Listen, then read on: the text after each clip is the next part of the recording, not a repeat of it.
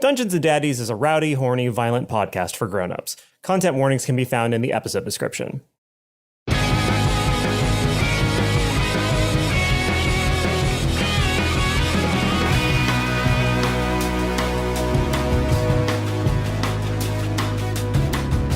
Welcome to Dungeons and Daddies, sometimes a BDSM podcast, most of the time a Dungeons and Dragons podcast about four dads from our world flung into the Forgotten Realms in the quest to rescue their lost sons. My name is Freddie Wong. I play Glenn Close, the bard slash dad band rock and roll dad of the group. Boy, Just keep saying words. Just words. this is a stroke, guys. What are the things? What is the Fast. acronym? And which it stands for? Face for face slumping. Act quickly. Ass. Slump. Call the police. Slumping face. And then time. Time was the one that acted. Yeah. A is something else. ST is smelling toast, I think, right? Yes. Yeah. Freddie, here's a test. What's the sound of a butterfly kiss? Oh. Wow. That's horrible. I don't know. It's kind of relaxing. Like I would put that. There's some ASMR people who are just like right now. Anyway, this My week's favorite thing in dad. the world is ASMR people being like, it's not sexual. Listen, it's okay. It'd be It's fine if it was. It's You can- 2019. And like, it's like a little bit. It's fine to just say like it's a little bit. That's fine. You can get everyone off your back. Glenn's fact this week is Glenn's fact is that he's really into ASMR. Glenn's fact is he has an ASMR. Is channel. that you're in a barbershop right now and I'm snipping So away according to at your hair. Wikipedia, there is no connection between ASMR Hey, and sexual arousal. You're ruining Oh, sorry. the experience. Glenn's fact is that Glenn saw Nick watching all these YouTube folks, and he heard that they made money off of it. So Glenn started Glenn SMR, which is imagine that. Stop. What's the opposite of Will has- sexually arousing? Will has actually had to take off his headphones because he gets the fever. But the I problem just is wish I Glenn's. was recording like the image of Freddie, like like stroking the microphone. Now, here was Glenn's fatal error, which is he did not understand that a lot of it has to play into, like, oh, you're getting a barbershop or something. So he would be like, imagine you're a Rode broadcast mic pop cover and my hands are, and everyone's like, this is too literal. It's not about being, it's about being in the barbershop. So all of his ASMR videos are just like microphone types and different wind covers. And he's like, I'm not getting any views, Nick. I don't understand. What is this thing? Where's all the money? Oh, well, back to Christmas Back music. to slime vids. Back to popping. No. Oh, God. My mom is super into Yeah, Guys, so I is my have to wife. make a confession. Please cut this out of the podcast. Nope, but like whatever you say. Whatever you say, it's here's canon the thing. forever. Here's the thing. It's like Oh, boy. I watched one of the videos and it was really gross and I didn't want to watch it. But then I watched another one That's how it and it goes. was gross. and I Once you didn't want to pop, watch you it. just can't I, stop. like literally, and I'm like, I'm not like into it. You're not into it. It's not sexual. It's not sexual. Not sexual. I did a barbershop ASMR and then I flicked the bean to fucking popping videos. Oh my gosh. No, it's just that like sometimes if I'm on Reddit and I go to like popping, like I might, spend like 10 minutes there. First time Glenn was on popping, he was like, oh, pop blocking, like the type of dance, like at the end of Step Up 3 for I Dirty mean, Thing. Oh that's my something God. I could spend hours on, but like popping videos, I could just Well, on that note, hi, cut my it name- out. Cut it out of the podcast. No, we have to the keep it so good. Popcast. Popcast. Ugh. My name is Matt Popzit Arnold. That way you have to keep her thing in. Otherwise, my introduction will make no sense. Nice. And I play Daryl Wilson, stay-at-home coach dad who's now a barbarian in the Forgotten Realms. A little dad fact about Daryl, since he stays home, he does a lot of the cleaning. So whenever he cleans Grant's bathroom, he got one of those, like, when you go to like a restaurant and they have like an inspection checklist? He has one of those on the mirror and he goes, inspected by Dad on Wednesday at 2 my p.m. gosh. Clean up your underwear, son. And he puts little notes for Oh him my God. every morning so he knows when Daryl cleaned up his bathroom. That's for him. horrifying. That is like so terrible. It takes a brave man to clean a teenage boy's bathroom. Yep. Grant has never jerked off in that house. He goes somewhere else to do it. He does That's not. part of the play. If you're that thorough, there's no way he's squirting in I'm that always house. in the bathroom, son. This is a rowdy episode. Hey, what's up, everyone? I'm Will Campos. I play Henry Oak. I'm really nervous about my dad fact because I kind of stepped into some controversy at the end of the last what episode. controversy. I So play sensitive. Henry Oak, Birkenstock rockin', granola munchin', crunchy munchy, dirty hippie boy. Henry's dad fact this week is that I'd like to take a moment to clarify a little bit about Henry's hygiene practices after Backtracking the already. No, not backtracking. RETCON. I had people were asking. People were asking, like, so does Henry not shower? Of course Henry showers. Henry bathes. He's just a little bit more fast and loose with the rules as far as hand washing in the bathroom goes. It sounds like the Stinky Boys protesting too much. Sounds like the Stinky Boys never watched anything. I knew this was going to happen. The second I started defending Henry, it was going to sound like I was defending myself. I'm digging myself into a deeper and deeper hole. I just wanted to say this. Everyone's been like, how can he not wash his hands after he wipes? It's bold of you to assume that Henry wipes. That's all I have to say. I yield the rest of my time to the next senator. Bold of you to assume that Henry poops at all. He's got a Peyton-esque ability to absorb all nutrients perfectly. Hi, my Hi. name is Beth. Never had a zit, May. Which is a lie. And I play Ron Stampler, emotionally detached stepfather and rogue. Fun fact about Ron this week. When Ron was growing up in his parents' house, in his father Willy's house, there was one mirror in the attic, and it was kind of like akin to what's the mirror in Harry Potter where you see like what you... The super wish mirror. The mirror of The wanting weird- or whatever. Yeah. The mirror-wana. Yeah, exactly. There was a mirror akin to that in the attic where Ron always felt like he looked absolutely amazing in this one mirror. And it's because on the top of the mirror, sort of etched into the glass itself, was the word stud. And so whenever he looked into the mirror, he's like, this is a stud. I look like a stud. Nice. I'm Anthony Burch. I'm your dad. Hi, Dad. Hi, Dad. Hi, Dad. How was your Ask for my day at dad. work today, Dad? No one has ever asked their dad how their No, day went. they do. It's just they want something afterwards. Oh, that's what Yeah. it is. That's It's, did clever. you bring me a toy? From work. No, I brought you the gift of At body the Funko horror. Pop factory. The Funko. Everybody's dad works at Funko Pop, apparently. Justifying how fucking many of those Dads things work there at are. Funko, uncles work at Nintendo. That's the rules. That's how I got Donkey Kong We were Country always slightly joking that early. like a Fallout-esque game they made a mistake. It shouldn't be bottle caps as the future currency. It should be different Funko Pops. That'd be really good.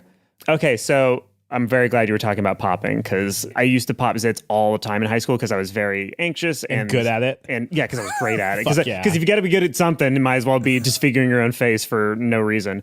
And one time I popped my nose so badly in like 3 different spots that it looked like something had attacked me. Whoa, So really? at school, I just had to be like, hey, my cat went insane. And Holy shit. Most of my friends had been to my house and knew I did not have a cat, and they just didn't say anything. Oh my gosh. That's true friendship right there. Apparently, don't pop zits. Apparently, it's bad for you. But like, come on, pop them. It feels great. Welcome to Dungeons and Daddies, sometimes a BDSM podcast, more often than not, Dungeons and Dragons podcast where we play D&D. This is a podcast about 4 dads from our world flung into the Forgotten Realms in the quest to rescue their lost sons. My name is Freddie Wong. I play Glenn Close, the bard / rock and roller of the group Rock and Roll Dad. I guess you could even say that's what I'm spec'd at. And this week's dad fact. My specs. This week's dad fact about Glenn Close is this. Despite the popularity and ubiquity of virtual reality goggles, Glenn Close has never put on virtual reality goggles out of principle. Why? That's how mind control starts, everybody. They're just getting you used to the idea of putting on a thing that covers your eyes and your ears and it wraps around your head. That's mind control, and that's the first steps, and we're letting the government do it to us. Welcome to the desert of the real. Hello, everyone. I'm Henry Oak. I did it again. I'm Will Campos. I We play get Henry it. You're Oak. dedicated. Birkenstock rocking, granola crunching, nature hippie druid dad who doesn't wash his hands as often as he should. My dad fact this week, more of a dad observation really, is that Henry considers himself the Donatello of the dads. He also considers himself the... What was Donatello's thing? I don't remember. Leonardo leads, Donatello does machines, Raphael is cool but rude, give me a break, and Michelangelo is a party dude. Yeah. So Henry fancies himself the thinking man's dad in the group. I don't know if he's right about that or not. Henry also thinks that he is the Charlotte of the group, if we're going to go Sex and the City archetypes. You're like kind of the most innocent, like the most pure, but like also a little uptight, like, you know. So I that's don't know Sex in the City. All I know is like archetypes. I love that Henry Oak knows Ninja Turtles and Sex in the City.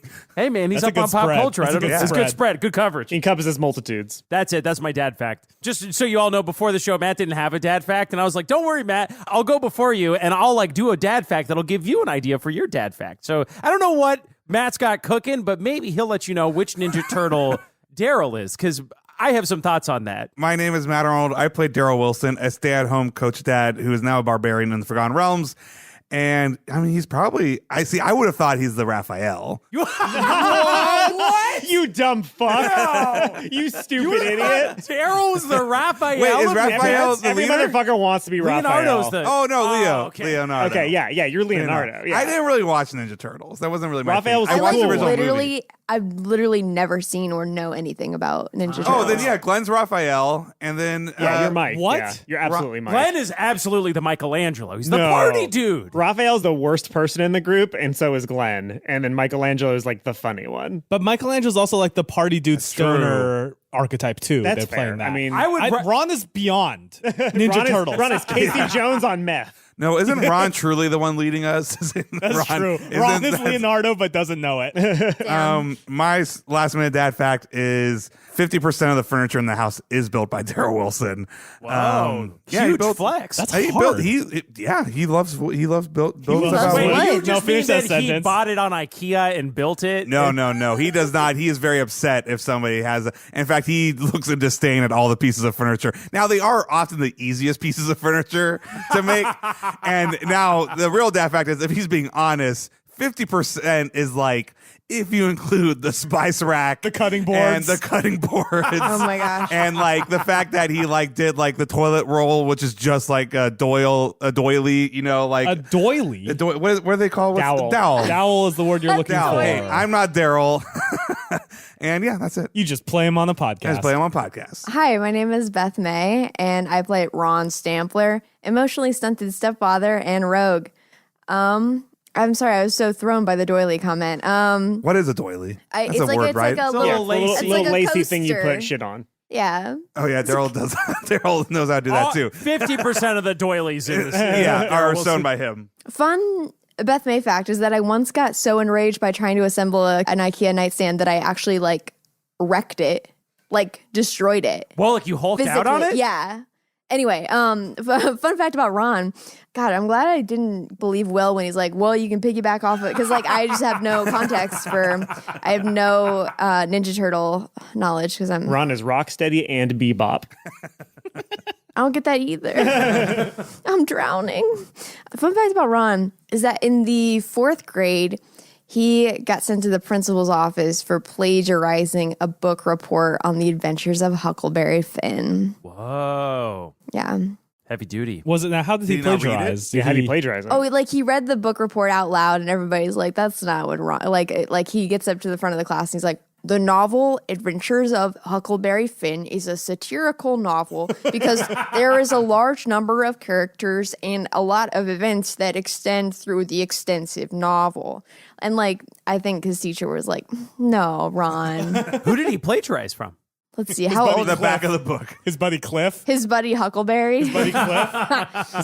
His buddy Cliff's and his notes. I don't get it, Freddie. Oh, I get Cliff's it. Notes. I Wow. get Freddie, say it a it. few more times. They might like it this time. Yeah. Well, No, it they took said me they a didn't while to get it, Anthony. Yeah. And then once they get it, they like it. Okay? Freddie, save that good shit for the podcast, not the intro. That's true. I'm Anthony Burch and I'm your dad. And I'm not upset. I'm just disappointed. So my dad fact, I guess, is I think we mentioned this last episode, and we record these at a different rate than we release them, obviously. But there's a fan cast about Dungeons Daddies called Yes. Talking Sons. And I don't know if any of you listened to it. I have it not. queued. I haven't haven't. been in the Okay. car enough. So I've listened to both episodes so far. And in the last There's two? episode, there's only 2 so far at the time of recording. And the most recent one was about the episode where Henry farts. And there is a story, somebody says, it is confirmed, it is factually true, that somebody vomited listening to Will's description of a fart. Oh Yeah. my gosh. I believe it was somebody's wife. They may have been pregnant. I'm not sure. But I they, made someone puke? yeah. Yeah. That blood's on your hands. No. Oh my god. It means now, like, as a writer, I've made someone laugh. I've made someone cry. I've made, people hopefully think a little bit. But most importantly, I've made someone barf with my words. So once you get like the sin juice, what's like the E? What's like sin juice? once you make that happen from somebody? What's like the EGOT? Oh, is that what? Oh, Jesus. What's the EGOT of bodily? That's what cum is to you? Sin juice?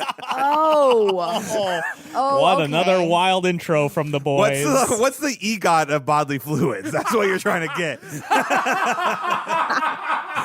Oh my god. The JTBL? The E is ejaculate. No. Okay. G is gore. Time to start the podcast. Welcome to Dungeons and Daddies, occasionally a BDSM podcast, more often than not, a Dungeons and Dragons podcast about four dads from our world, Earth. Earth 1. Earth 1, who are flung into the Forgotten Realms in a quest to rescue their lost sons. My name is Freddie Wong. I play Glenn Close, the rock and roll bar dad of the group. This week's Glenn fact is this. There's been a lot of money in everyone's mind on our money, money on our minds, especially from the previous episode. I want to say that Glenn is canonically the most wealthy dad out of all the dads, but he doesn't know it because one time he and the Glenn Close trio did a Silicon Valley tech startup Christmas party, and they paid him in Bitcoin. But this was when Bitcoin was $10 a coin, and he did not understand what that was, and he was just like, "What? It's a wallet? Whatever." He threw it away.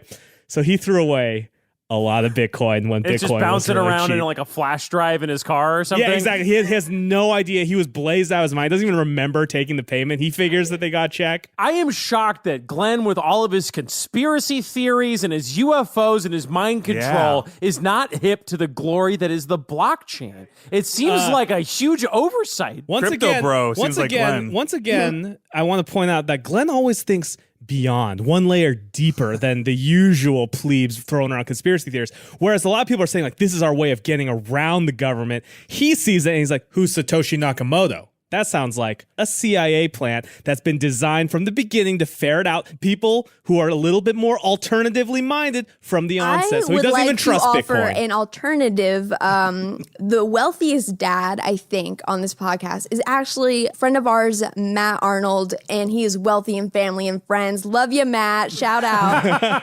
Aw, I'm ready for this episode. That was very nice. Thank you, Beth.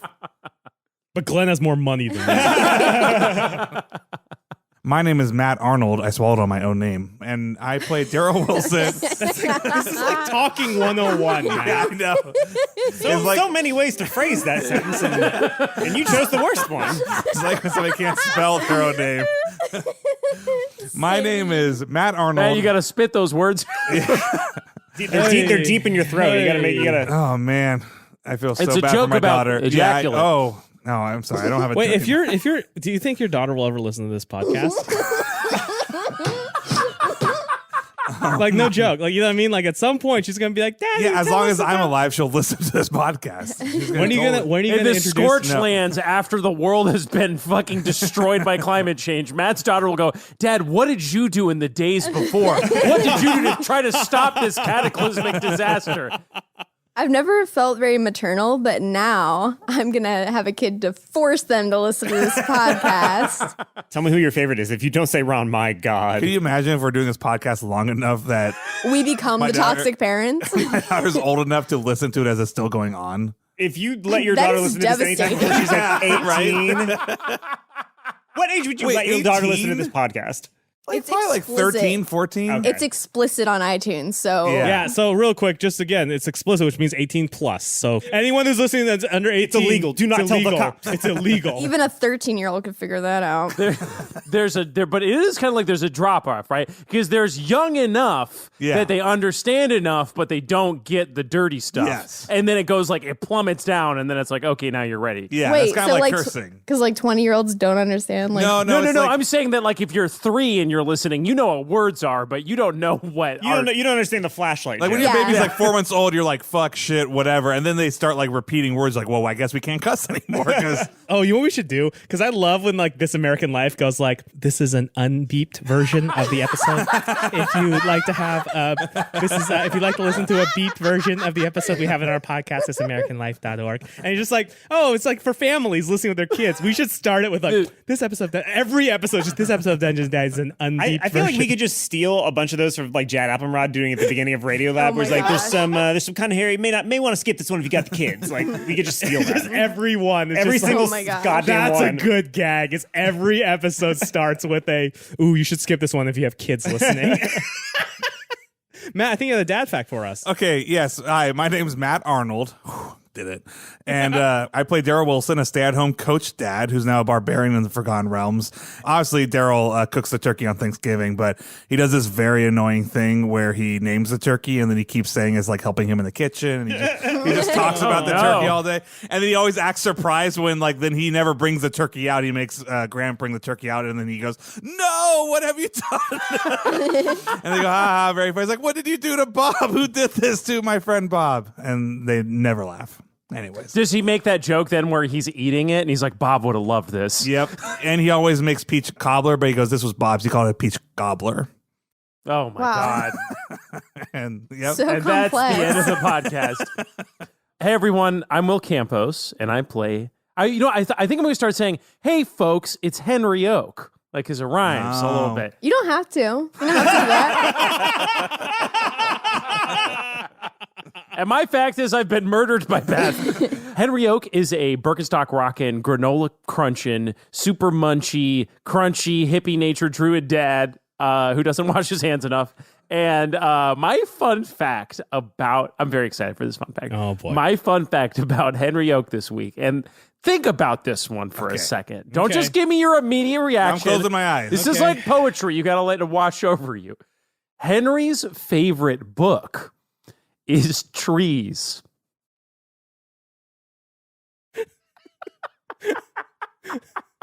Because, like, If you've ever seen exactly 20% of a room laughing, it's a thing to behold. Especially while the remaining 80% is No, but laughing think less about than it. I've ever seen a human being laugh before. Think about it. It's like they've got so many layers. They're full of great characters. You could spend, like, and you go to the forest and it's like you're going to a big old library. It's all free. Henry's favorite so- book is Can I Trees, ask- canonically, as our Daddy Master and Bard Rockstar found Make us out, but I have to ask, Will, would Henry be one of those people who likes to sunbathe their buttholes? Yeah. Did Henry get some cool ideas when he saw that girl on Instagram? Henry was like, old news. What? What is this? Oh, See Beth, this, new Beth? one. All right, I'm finding This it. is going to be like yesterday's news when this podcast finally comes out. This is hot off the presses right now. Okay. Hot off the perennium. For the past few weeks, I've included sunning my bum and yoni flower emoji into my daily rising routine, sun That's emoji. so Australian. Many of you have been asking about the benefits of this practice. Lightning bolt emoji. 30 seconds of sunlight on your butthole is the equivalent of a full day of sunlight with your clothes on.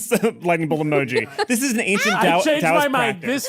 This Instagram post is Henry's dad practice. I want to immediately my like weird like Asian It's an mysticism ancient radar. Taoist tradition, Freddie. It pinged immediately on that. I'm like, no fucking like. Listen, we've done like the Chinese have done crazy stuff over the course of the past. Feels a little bit like you made this shit up. We googled, We could not find it. could not find any evidence. No, that- I'm just thinking it's like butthole tanning, and she said it was for wellness, and it's like something you can throw in as an extra at Jamba Juice.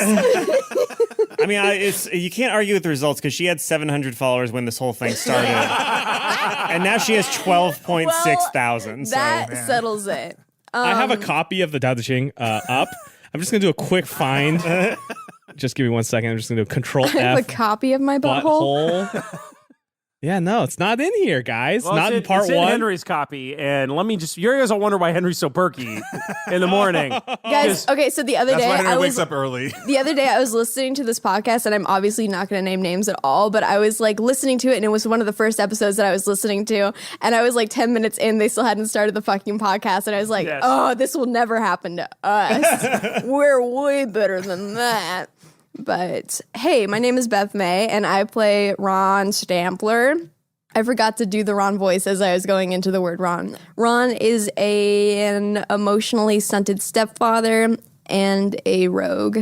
Fun fact about Ron. Actually, we're recording this 2 days before American Thanksgiving, which is a problematic holiday where all of us enjoy turkey and football. And fun fact about Ron, specifically in relation to Thanksgiving, is that while Samantha will go through the task of like cooking the entire Thanksgiving meal and occasionally inviting whoever will come over, Ron requests that his actual dinner be like cold and sandwich form like the leftovers most people consume the next day. Gross. Yeah. I like the cold sandwich leftovers more. No, I like it too. I do don't too, like yeah. going like, no, cool that down. I'm not having Cool that that hot down. turkey. Chuck that in. Maybe Samantha probably chucks a plate in the fridge. Yeah. You know? Yeah, maybe. I mean, she seems very like empathetic, so she'd probably She seems very do accommodating. that stupid shit. I'm Anthony Burch. I'm your dad. My dad fact is, I think it was Emma in our Discord said something. I taught a new word that applies to Ron and Samantha. She said that both Ron and Samantha are apparently morosexuals, and I looked that up, and that's Is that apparently sad sexual? Like No. morose? no, Sexual? like, it's like MORO sexual, and apparently it's somebody who's sexually attracted to somebody who's dumber than them. Both Samantha and Ron are morosexuals, which is pretty fucking good. I actually just realized that so am I. I'm just kidding. All Got a right. couple exes listening. Okay. Are you ready to try and get your gems back? Welcome to Dungeons and Daddies, occasionally a BDSM podcast, occasionally a Dungeons and Dragons podcast where we loosely play 5e. In case you were wondering, most people are. Starting us off with a bang here, Freddie. I saw a thread. What's People were going like- on, man? People were like, "What edition of D&D did they play?" And the response was like, Not. edition D&D." You know what? I want 100 people standing over their table when they're playing Dungeons and Dragons. Yeah. See if they miss any rules. Every time my mom calls, she's like, "Sweetheart, what edition are you playing?" Bethany, I love you, but you only get one reaction per turn. This is a D&D podcast about 4 dads from our world flung into the Forgotten Realms in the quest to rescue their lost sons. My name is Freddie Wong. I play Glenn Close, the rock and roll bard of the group. Fun dad fact for Glenn this week. Glenn just took a DNA test. Turns out they give that shit to the FBI. Glenn does not. Well done. It's jacked up. Did you know? So I took 23 and I found this one out the hard way. What does that mean? Ooh. Did you Googled it? I binged it. Fucking Reddit/TIL. Today I learned that my DNA yeah, went if to the you took government. 23andMe, the cops have your DNA. So now Oh, the cops already have our Yeah. No, but I'm saying no. I'm saying like that information is shared. Those databases are now shared with the national databases. So I can't even do crimes anymore. However, come on, wait, Star. state like each state has a different sort of policy on whether or not they can use that national DNA bank to get pregnant. We need to talk. What? Fred, do you think they're making babies with you? No, With I your think they're DNA? just making it really difficult. Oh, sorry, does Inside Glenn- of does Glenn YouTube think that? Laboratories is cloning the ultimate influencer. Glenn secretly believes that his DNA, hidden, encoded in his DNA, is the secret to true rock and roll stardom, which he possesses. And he's like, I can't let anyone get into some of this special juice. It's like when Jet Li wouldn't let them mocap him for Matrix because he's like, they're going to copy my ultimate martial arts moves. Oh yeah, he was like And, on top they're of all- deepfakes. Yeah. Dude, he was ahead of that. No, I mean, game. it's to be fair, it's totally true. Like, if I could have seen his moves, I could have definitely just replicated. What are you thinking, buddy? I'm gonna go first. Whoa. Yeah. All right, power move. I'm in a good mood. Everybody step back. I'm in a good mood. It's Beth's been a in few front. months, but hey, I'm Beth May, and I play The Ron. future is female. Sorry. I literally interrupted you to say that. Interrupting a woman to say the future's female. I love it. So sorry. Whenever somebody interrupts me to say that the future is female, I'm like, no, you go ahead. Tell me. Hey, I'm Beth May, and I play Ron Stampler, a man, and also an emotionally detached stepfather and a rogue, sort of. Everybody's like, what? He's not a rogue. You're not playing the fake game correctly, Bethany. Me? Oh, yeah. We are so salty tonight. Okay, so fun dad fact about Ron. Ron has attached earlobes. Okay. This is okay. So like fun. Everybody's fan art now has to change. Yeah, like canonically, Ron has Huey and Kat are like, fuck! attached earlobes. So like you either have detached or attached earlobes, and it sounds really dramatic and horrible, but it's literally just like, Anthony, I can tell that you have. He's attached. Yeah, he's Yeah, attached. mine are attached. I can tell that you're all circumcised. No. Anthony's earlobes are fully intact, as they say. Okay, but like I overheard this couple clearly on their first date at Tanner's coffee shop, and the guy was like, "Oh, you have detached earlobes," and what she good like game. she didn't get it, and so he was like mansplaining earlobe attachedness. I mean, But, if she didn't get it and he explained it, is that really? I mean, Careful, Matt. no, like she was Do you want to literally explain like. what mansplaining is to Beth? Was that? No, I'm stepping back with the she was just microphone. literally like, I don't understand. Maybe she just didn't understand why he was bringing it up on a date. Anyway, canonically, That's some yes. serial killer shit to bring up on a date. Yeah. No, I've yeah, looked she very was. closely at your ears. And I was Yeah. just like getting a smoothie or something, and I just hear like, yeah, so your earlobes are detached. And she's like, what do you mean? What do you mean? It means we're not going out It means again. like everybody, like, see, look you. And she's like, I can't see my earlobes.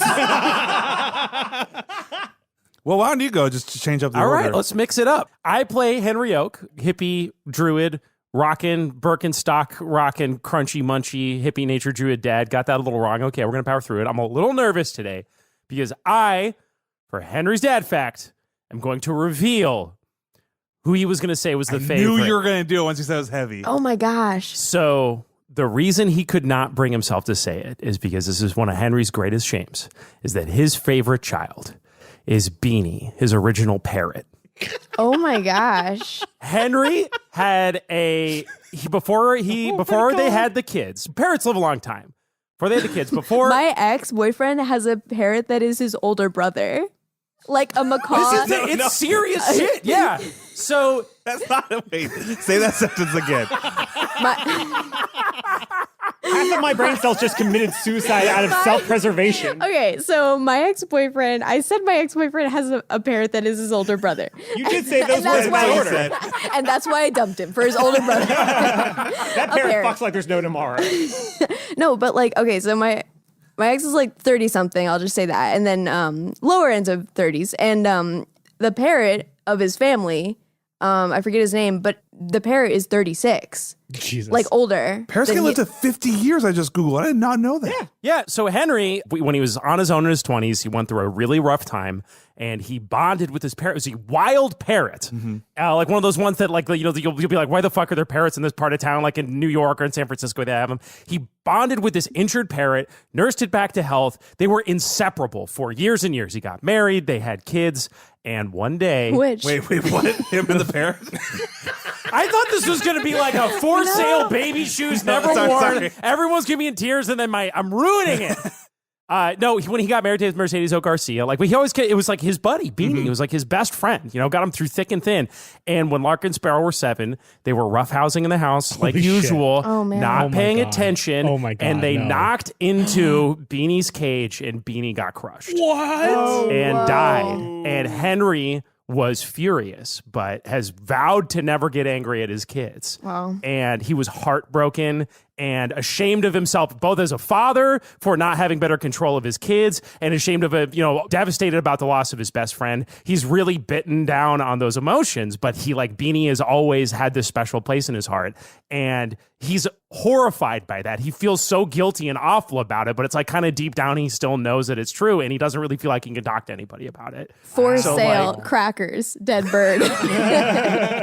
So that was what he Damn. was trying not to say in that scene. Well, if it makes Henry feel better, as the only parent here, I can tell you it's not weird to love animals more than your kid. Don't worry, not that weird. I did notice that you still have Play-Doh as your Instagram photo and not your adorable wow. baby daughter. Well, that's because Matt's already reserved all the sick, awesome, like OG handles for his daughter already. He's not going to. Anyway. Yeah, no, I'll keep my daughter private from the internet. Fair enough. You'll keep your cat private. No, yeah. All right. Hi, my name's Matt Arnold. I play Daryl Wilson, a stay-at-home coach dad who's a barbarian. I don't know quite when this episode's coming out, but I figured I would say that every year, every new year, Daryl makes his whole family do New Year's resolutions at the breakfast table, and he always picks the same resolution, which is he's going to surprise them every morning. And that's it. And he tries to. And they fucking hate it every time. But that's terrifying. his resolution. Yeah, he surprises them every morning. Wait, like what's a surprise? Like how? So I have follow-up questions. What's like a typical Daryl surprise? And then how long into the year does he get before it peters out? He peters out very, very quickly because they get mad at him. And usually the surprise is he'll wake up Grant like in the morning, like surprise. I didn't think that far ahead of what the surprises were. Don't worry How do you about it. understand how hard it is to do a mystery box type show? Yeah. Yeah. Maybe next week you'll find out what the surprises are, Will. Fair enough. Anyways, we have one real dad here, which is Anthony. Hello, Dad. Hi, it's me, Anthony, your dad. Hi, Dad. Hi, Dad. Hi, Dad. My dad fact is I was looking, I saw a tweet that said, if you're a speaker and you're one of those people who says like, good morning, oh, come on, we could do better than that. Good morning. I immediately hate you. And I realized all 4 dads in this show are different shades of that person. Yeah. Oh, Glenn has definitely done that. I can't hear you at Yeah. a Christmas benefit concert in a mall. Yeah. I feel like Daryl will definitely be like, good morning. Is that all you guys got? Come Yeah, on, yeah. give it again. Good morning. Henry, say it so loud the whole earth can hear you. And then Ron would be like, I don't know what to say next, so I will just repeat. I Or Ron can you literally say it didn't hear again? them. Sorry, what was that? What?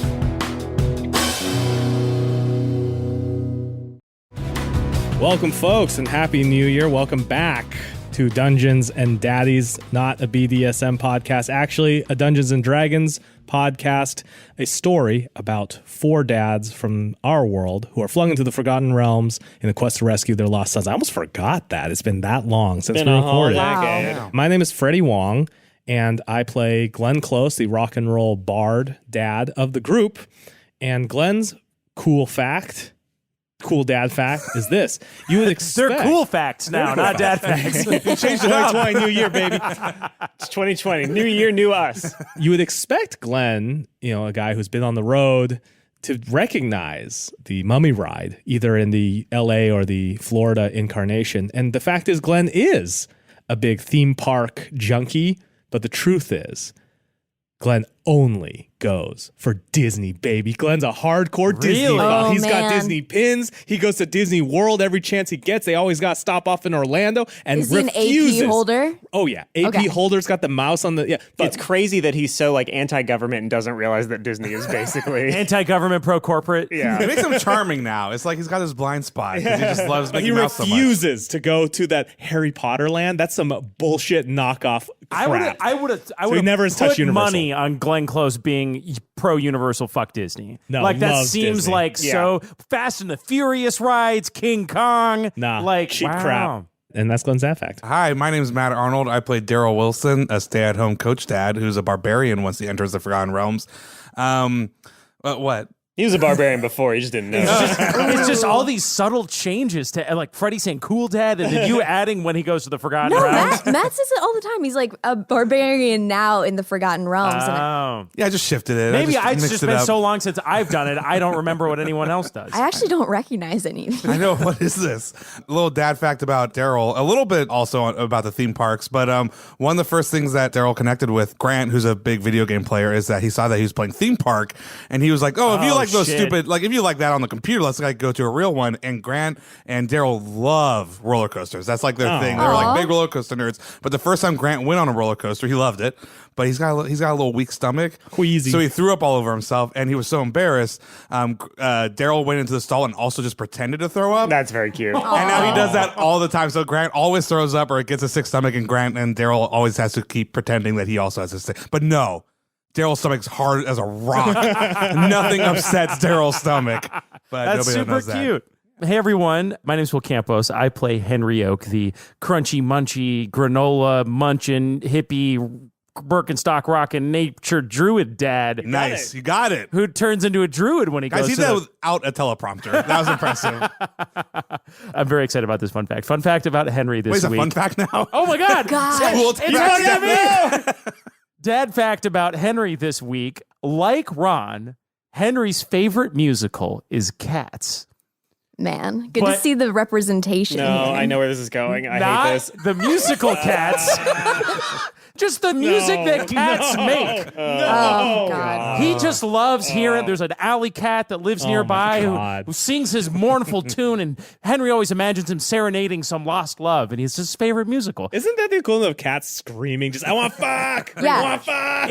It's the language. It's the romance of nature. There's no more beautifully Will, expressed come than over that. to my house and listen to my stupid cat just like for like ever. I do have an addendum to the dad fact, which is that Henry's never been to the musical Cats, but he has been to Larkin Sparrow's parody of Cats called Nads, which they did for the 5th grade talent show and earned a suspension.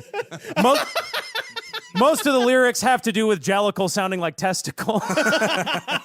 Scrotum tugger is a curious sack. Oh man, very good. that's good. You got that good. locked, cocked, and ready to go. Yeah. They go to the spermicide layer at the end. Very good. Anyway, that's my dad fact. Wow, good job. I had a month to work on that, and it shows. True. Hi. My name is Beth May, and I play Ron Stampler, emotionally detached stepfather and rogue.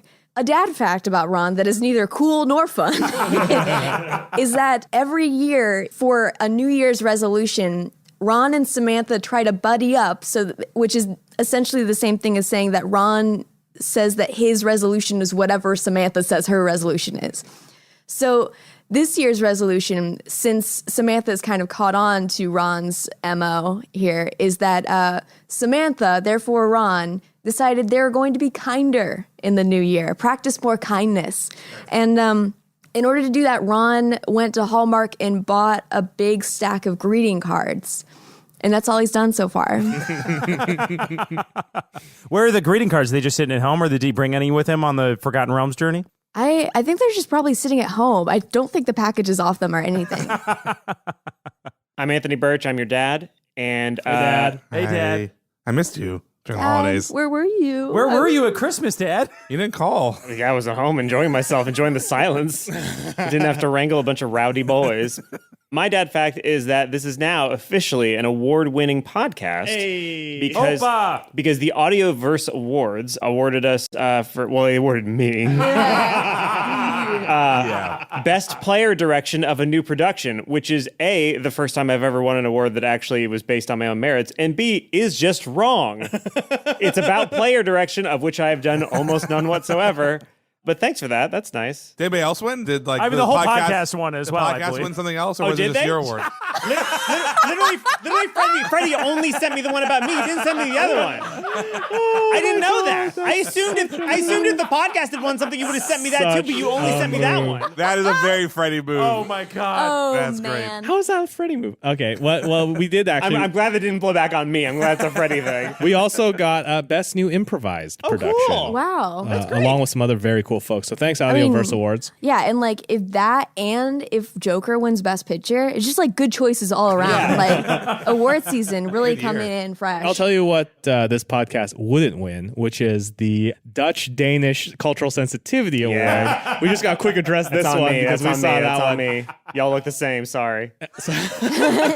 So, sorry. so to be clear, the little Danish boys actually probably a little more Dutch because the Danish is Abelskivers and they have more of like a cough sound. They must have have been so excited to get in on that internet outrage. They must have gotten the alarm like, somebody finally made fun of somebody It's finally our turn. Go, go, go. I kind of feel bad because I looked for examples of like what a Danish accent sounds. I'm like, well, how different was it? And it sounds just like a pretty normal, like it does not sound like an accent. It sounds just Yeah. like a slightly British, slightly Germanic. They're not fucking freaks like the Dutch. They're weird voices. The Dutch are freaky, Welcome man. to 2020. Everybody who doesn't have an American accent from California sounds fucking horrific. So Anthony, just right now, do you want to keep it as a Danish boy? In which case you need a little bit of a less lilting Scandinavian accent and a Dutch low boy. and free jaw as if you Excalibur have. is a Dutch boy now. Yeah, Okay. Don't change his voice, that's for sure. mean, the don't voice is sound staying. down I'm about not gonna being learn Dutch a is new cool, accent. too. It took me all year to come up with 2 new accents. Like cram them into the same episode like a fucking rube. Welcome to Dungeons and Daddies, sometimes a BDSM podcast, most of the times a Dungeons and Dragons podcast about 4 dads from our world flung into the Forgotten Realms in the quest to rescue their lost sons. Welcome to Wizards and Widowers. Nice. Too soon? Little, I don't know. I don't know. I'm very nervous. I'm trying to cut the mood with gallows humor. I know. I miss the sexy times. Yeah, I mean, this is to be a just hot, sex-ass podcast. Remember when we were like trying to have sex with like hot 20-year-old band members like backstage? Remember that time? the BDSM, lark. but the D stands for death. And the M stands for moms. No. And as for sad. Sad, yeah. Bad, dead, sad moms. Yeah. My name is Freddie Wong. I play Glenn Close, the rock and roll bard of the group. This week's Glenn fact: since we're on a roller coaster, an emotional roller coaster of sorts, I think it would be an appropriate time to explain what is Glenn's favorite Disneyland ride as the biggest Disney fan. Glenn's favorite Disneyland ride. A lot of people were throwing guesses out there. There were some Pirates guesses. There were some Haunted Mansion guesses. The answer, in fact, Can I try? yeah, Mr. Toad's Wild Ride. incorrect. That was a good one, though. That was a good one. I That was would've a Was a good good guess. one. Was a good one. Tiki House. Nope. Jungle ride? No, we're just gonna name all the fucking Disney rides. So, Autopia. The car Autopia. ride. Classic. That's not in Disneyland, The is it? second Isn't most that It's in Disney useless World? Disneyland. ride. It's not Disneyland. Now, here's why. All them diesel fumes cover up the smell of the dank kush, my dudes. That's where he Jesus. stops. First stop in the morning. Make sure that he's on the. What's his second stop once it hits? Yeah. I think he kind of just wanders around and looks at teacups for a while. He gets That's one of the those only turkey ride legs. he's ridden is Utopia. He just goes and sets The up monorail. at the Pizza Planet. And Yeah. Pays $17 for an individual churro. He gets like 3 bread bowls while he's there at No, Boudin's. I always see people. I mean, I've only been once or twice, but I always see people walking around those giant turkey legs, and then I never found out where they have them. They bring those in. Yeah, Those do are- they come in with the turkey legs? I Yeah, bet yeah. they they did. take them from the Renaissance Pleasure Fair. And then I don't drive want to them say who it is, but one of my wife's friends, we went to Disneyland and she's like, it's her favorite thing to get the turkey leg. So we had to go find where the turkey leg was. And they're like, oh, wait, we don't have turkey legs right now. You have to wait. They'll be here in like 15 or 20 minutes because they bring them from some kitchen. I swear to God, by the time they brought the turkey legs, there was like 30 people be like, where the fuck are my turkey? And the lady person's my like, gosh. they're coming in 15 minutes. And we're like, should we go? And she's like, no, I haven't been to California for Oh, years. no. I just want my goddamn turkey legs. no. And I watched like 30 people slowly lose their mind. Like, be like, I'm going to call your manager. Where the fuck are these turkey legs? Oh my Guys, God. please take me to Disneyland and give me a turkey leg. They're very good. I'll chew on that turkey leg all day. I'll make it last. I'll bring it on all the rides. They'll be like, ma'am, you cannot bring that turkey leg onto the Space's Edge Galaxy Star Trek Lord land. All right. Hello, my name is Matt Arnold. I play Daryl Wilson, a stay-at-home coach dad who's a barbarian in the Forgotten Realms. This is kind of a 2 facts in one because I think you should have Facts Too Furious. 2 facts too furious. It's kind of more of a Carol fact. So Carol's actually just really into Carol's dead. Carol's dead, but. Before my beloved wife had passed away, one of her favorite things was hard sci-fi. Like she really likes hard sci-fi. Oh, all right. Okay. So when She'll we hate this. and Daryl can't stand especially time travel stuff because it makes him feel like an idiot because he is. So when they take turns on their Friday movie nights, and one night she rented Primer, and Daryl had been up really early watching Carol being into Primer is the wildest twist this podcast has ever. Oh yes, Carol, big Shane Carruth fan. What did She you think loves of Upstream hard Color? sci-fi. We fell in love over Upstream Color. The fact that the relationship doesn't work could not be better exemplified by the fact that she likes Primer. So Daryl had been up really early to watch the World Cup at like 3 a.m. with his Chelsea boys. So he was trying to stay awake, but he kept falling asleep. no. And then at the end, she's like, well, did you like it? And he did not. Daryl did not remember anything. He's like, oh, yeah, of course I liked it. And she started asking, like, what was your favorite part? And he's like, and he got scared. So he ran to the bathroom. He's like, let me go to the bathroom real quick. And he tried to pull out the synopsis of Primer. And he sat there for like 10 minutes on the toilet. Blood shot out of his nose. Until he fell asleep. And he woke up to a scream. And that's also the fact of when Grant first saw his dad naked. Wait, Okay. Wait, he was watching Oh, Primer he was sitting naked? on the He's toilet. on with his pants down. Yeah, he fell Oh, asleep. it's like, so You didn't take your went shirt into the- off. Wait, back up, That's it. There's 3 dad facts because also Daryl boops naked. That's what you canonically just Daryl revealed. full on takes his entire pants off when he goes to the bathroom. Okay, what? So, wait. Okay, so the episode is canceled. The episode is just 7 minutes of us unpacking this. You guys want to go to the bathroom with ankle handcuffs on? You take out those pants, spread your legs out, have a good time, feel free in there. Where does he put the pants? Yeah. What do you mean? You just leave them crumpled on the Oh, ground? you fold them up, put them on the sink, sit down, On enjoy the yourself. sink? The sink? So your ass germs can get all over your lovely Wait. sink? No. What are you talking about? Well, look who's in the hygiene hot seat now. No, hygiene. Okay, wait. Well, like, what about public restrooms? Is he taking off his pants, putting them on a public ass sink? That's why he doesn't like going to public restrooms. Did you take his like shoes off and like his socks off too? See, by Is the it, way, like- unlike Will, I will totally say, like, absolutely, Matt loves to be able to have no pants on That's while going to the insane. bathroom. Oh my That's You gotta the feel free in worst. there. But are you no wearing other, hey, you know what? shoes, There's though? no other animal on earth that wears pants while going to the bathroom. That's all I'll Good say. point. Good point. Even Winnie the I'm Pooh. losing my mind. Oh my god. Wow. That's a barn burner. Well, that dad was fact, Dungeons Matt. and Daddies, guys. That's permanent disadvantage on charisma checks for Matt for the rest of the campaign until the no, death of the I'm universe. going to throw this in there. Henry does that too. Yeah, you guys give it a try.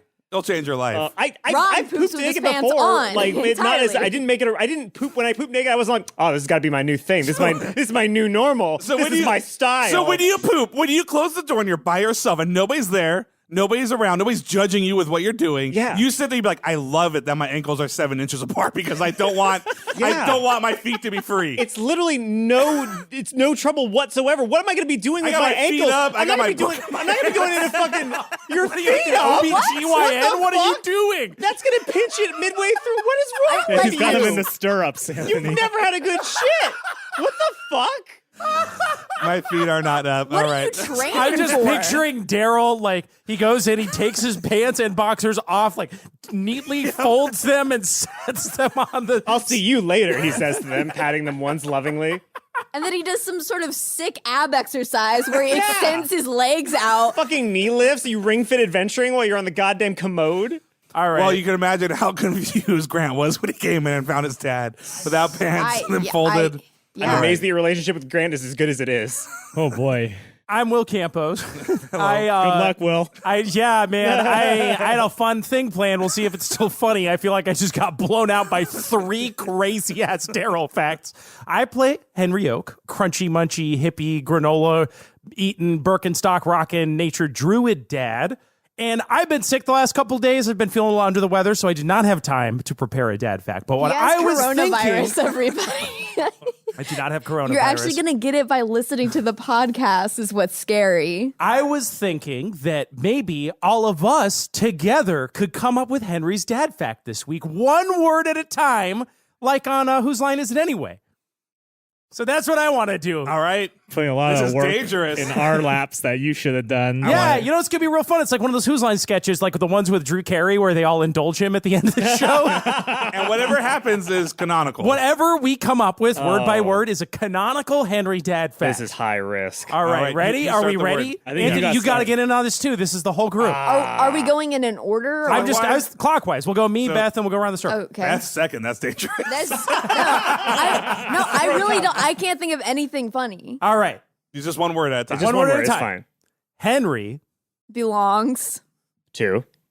Lovely. organization, That. Calls. Itself. Vicious. skiers. I don't know. That's terrible. No, vicious skiers. The damage is done. He's part of the vicious skiers. Tell Henry's us more. okay. All right. I'll make this work. Henry's part In of the form the of a song, please. Henry's part of a organization that calls themselves the Vicious Skiers, and they are a group of skiers because he goes skiing up at Big Dressed Bear like Sid occasionally. Vicious. Dressed like Sid Vicious, Yeah. and their whole and they thing. set up avalanches to try and. Are they the bad guys from Better Oh Off yes, Dead? yes. Henry thinks that they're just all about like respecting the trails and like making sure people don't litter up there and They're they like have a safe time. eco-terrorists. He does not realize that they're objectively eco-terrorists who are trying to like stop like big ski resort from Isn't encroaching that on he these joined mountains. them, but he never has time to go skiing. So he's actually never Yes, gone exactly. anywhere. He's never gone anywhere with them, but he's on their membership. It's that he's gone with them, but he's not a good enough skier to be on the actual mountain. He's been on the bunny hill the entire time. Yes, exactly. And he's like, I want to get into skiing. He joined this eco group, the Vicious Skiers. He thinks that they're all about like, sustainable skiing and stuff like that. And secretly they've been plotting to like start avalanches and stuff. And so he's on a watch list. So there we go. That was fun, guys. Tight. And he poops without his pants on. Yeah. Tight. My name is Beth May, and I play Ron Stampler, emotionally detached stepfather and rogue, Guys, this week I hate to be a bummer with my dad fact, but I gotta bring it home back to last week and say that something that everybody should know about Ron is that Samantha is the only person who has ever called him Ronnie. Whoa. That's cute. Dang. Beth over here making Matt and I look like a couple of goofballs with that. You guys are so silly. I'm Anthony. I'm your dad. And My dad. fact is that I don't even take my pants off when I shit. I just go straight through the denim. Nice. The force of my hatred propelling it out of my body. It really kind of depends on how you're standing. That's what ankle it comes out of. I hate Did you say ankle? Yeah, ankle. He's talking about that. You It have goes a down straight your shot pants. through one of your. I was gonna say he has like one of those comedy, like an old timey, like long underwear, prospector situation. Or I thought you were saying it's the equivalent of over the gate where you just like kind of your dick out over the top of your underwear. That's what you do with your pants when you shit. You just kind of pull it down slightly. I make sure to get the momentum going first, then gravity handles the rest on its way out. I've never heard that over the gate. Yeah, it's over the gate or through the gate, depending if you got. Man. Never heard that? For your Whether for you your, go through the boxer hole or your over I've the never boxer. heard that before. Yeah, and now because nowadays boxers don't really have like that. Now it's all over the gate. Like me undies and Yeah, a stuff. lot None of of those things have. boxers, a lot Yeah. of boxers have like sealed up that gate, you know? Build a wall. Yeah, and to that I way say is thank shut. you. Build a wall and make my taint pay for it.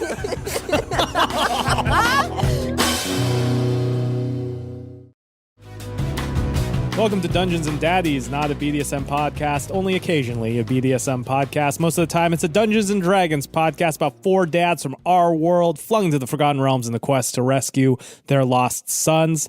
My name is Freddie Wong. Hey, everybody. How's it going? Hi, Freddie. How Hi, are you? Freddie. Good. I play Glenn Close. He's the bard, rock and roll dad of the group.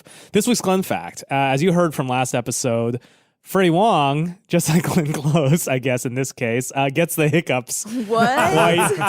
quite constantly. Most of my friends have tapered off in their adult life, but I feel like the rate of hiccups that I get has just been a linear function since like childhood. I still get the hiccups. Glenn Close also gets the hiccups too, and that's affected one of their gigs one Christmas. This was during the 2018 tour. They were playing in Glendale, the Americana at Brand, and the problem was they're doing Does Glenn like make a joke about it being Glendale whenever he's in Glendale? a lot of finger guns. Yeah. He's like, hey, this is my home turf. Is there a guy in the band named Dale? No, Oh, they had to great. fire Dale. Dale's wanted in too many states. So they're in the middle of like a Jingle Bells rendition, and then the second verse is coming up, and Glenn steps to the mic and realizes he has hiccups.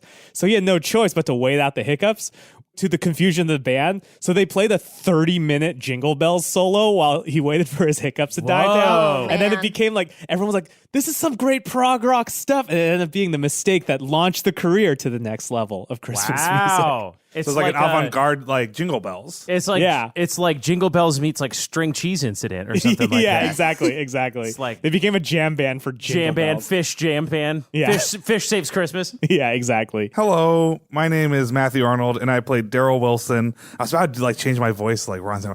I played Daryl Wilson. Daryl just got puberty. I played Daryl Wilson, a stay-at-home coach dad who's a barbarian once he enters the Forgotten Realms. I still feel like you're putting on a voice. Yeah, now I'm really self-conscious. barbarian once he enters the He's a big forbidden- man barbarian. He sounds 10% more like Patrick He Warburton sounds than I super do. deep. Whoa. Deep voice. Whoa. I didn't know you could do that. Shit. What's happening? My Who name's is Daryl that? Wilson. This is my Whoa. deep voice. Oh, my Daryl God. became the hottest Oh dad. my gosh. Whoa. He only puts that voice on in the bedroom, and Yummy. which speaks of That's my horrible. Everybody in the house can hear that. Yeah, Grant's like, why is Patrick Warburton fucking my mom? Grant thinks there's ghosts upstairs. Just his low Sexy rumbling. ghost. Kids hear ghosts sometimes. I decried the fact that we no longer had any sexy stuff going on this podcast, so I thought I would have a sexy dad fact. Nice. My Bringing sexy it dad back. fact is so Sunday 9 p.m. That is their scheduled That's sex the time. whole fact. That is Daryl and Carol's sex time. On the calendar, it's man. called financing. So that in case More Grant like ever looks on their calendar, fine-assing. and they've kept it up. Like that's pretty consistent. Yeah, They had that's to- really Daryl's Yeah. job. They had to move it at 11 p.m. During like Game of Thrones because they both got really 11. into that. When Leno's on? When it was on, but the only way that's how Carol they keep can their marriage finish. going.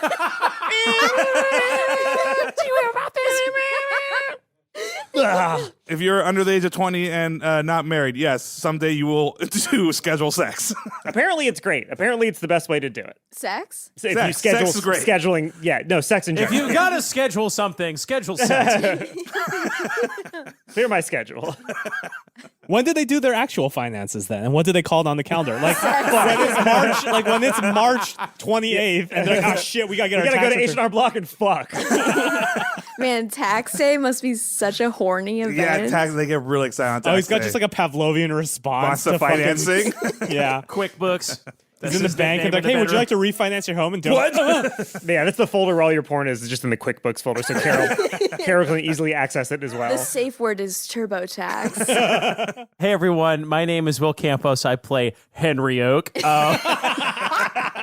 What it would be like Henry Oak. That would be it's like I play That's Ash Henry from Oak. Pokemon. Henry's spirit child is Ash from Pokemon. Henry is a granola munching, Birkenstock rockin', crunchy munchy nature druid dad. And my dad fact about Henry this week, I feel like every time I do a Lark and Sparrow dad fact, the punchline is always Henry sucks. So I thought I'd do a little family time fun fact this week, which is about game night at the Oak household. And every game night, they put together a little game called Oaks and Ogres for Lark and Sparrow, which is like kind of like a homebrew tabletop RPG wherein Lark and Sparrow play two brave adventurers, the Oak Boys, and every week they have to do like a different task for an ogre. It's usually something like, like he's got a, sick tummy and then he needs chicken noodle soup. It's all and like they good deeds. Like, yeah, it's good deeds for That's the cute. ogres, right? But it's Henry and Mercedes' way of getting like the boys to like role play like what it would be like to be a nice person who did obeyed authority and like did good things for other people. So like to power up like their healing spells, they have to compliment the person they're trying to heal. Holy and like shit. if they want to like forge gold, they've got to like earn it by like picking up their toys and putting them back in the toy chest. So it's like a little bit of like gamifying chores around the How house. good are they at the game? Inevitably the game turns into a fight at some point because essentially the vector you're trying to ride is like how much like productive chore energy can you get out of these boys, but at the same time you are feeding into like their desire for power because you're saying that like you're gonna level up and you're gonna be better at fighting and you're gonna be better at this and that, and at a certain point they'll be really productive, but if you take it a little too far it's like feeding a gremlin after midnight and then they're just amped up on the idea of being powerful, and then they It's just like a promotion from middle management. It's like Yes, you can't go further than that. That's so much effort to put into like you. I mean, okay. Here's the thing. You put effort into your kids? Well, okay. If you think that if you're putting that much effort into your kids, they would be a little They'd be better. better. Hi. Were you done, Will? I'm sorry. I'm done now. I'm genuinely sorry. I yield the floor. This is me he ripping rips up his notes. I'm ripping up Beth's character sheet as she gives the state of The the Ron. state of the character Ron is, hi, I'm Beth May, and I play Ron Stampler. That's Misty now, from Pokemon. now I can't even remember. Ron's voice? Yeah. No, now I can't even remember how to describe Ron. Oh, he's an emotionally detached stepfather and a rogue. Today's dad fact is a continuation of last week's dad fact, which was a melancholy dad fact in which I informed you guys that Samantha is the only person who's ever called Ron Ronnie. So to add to that, Samantha, she's also the only person who's ever called Ron Daddy Flapjack Google Doc Dick. Google Doc Dick? Yeah. Go on. Oh, that's it. That's it. Yeah. She's the only one. When did she call him that? During finances, all the man. time. When they're day. putting their expenses on that Google Doc dick, you know? I'm Anthony. I'm your dad. Hi, Dad. Hi, Dad. I'm not talking to Dad today. Pissed at Dad.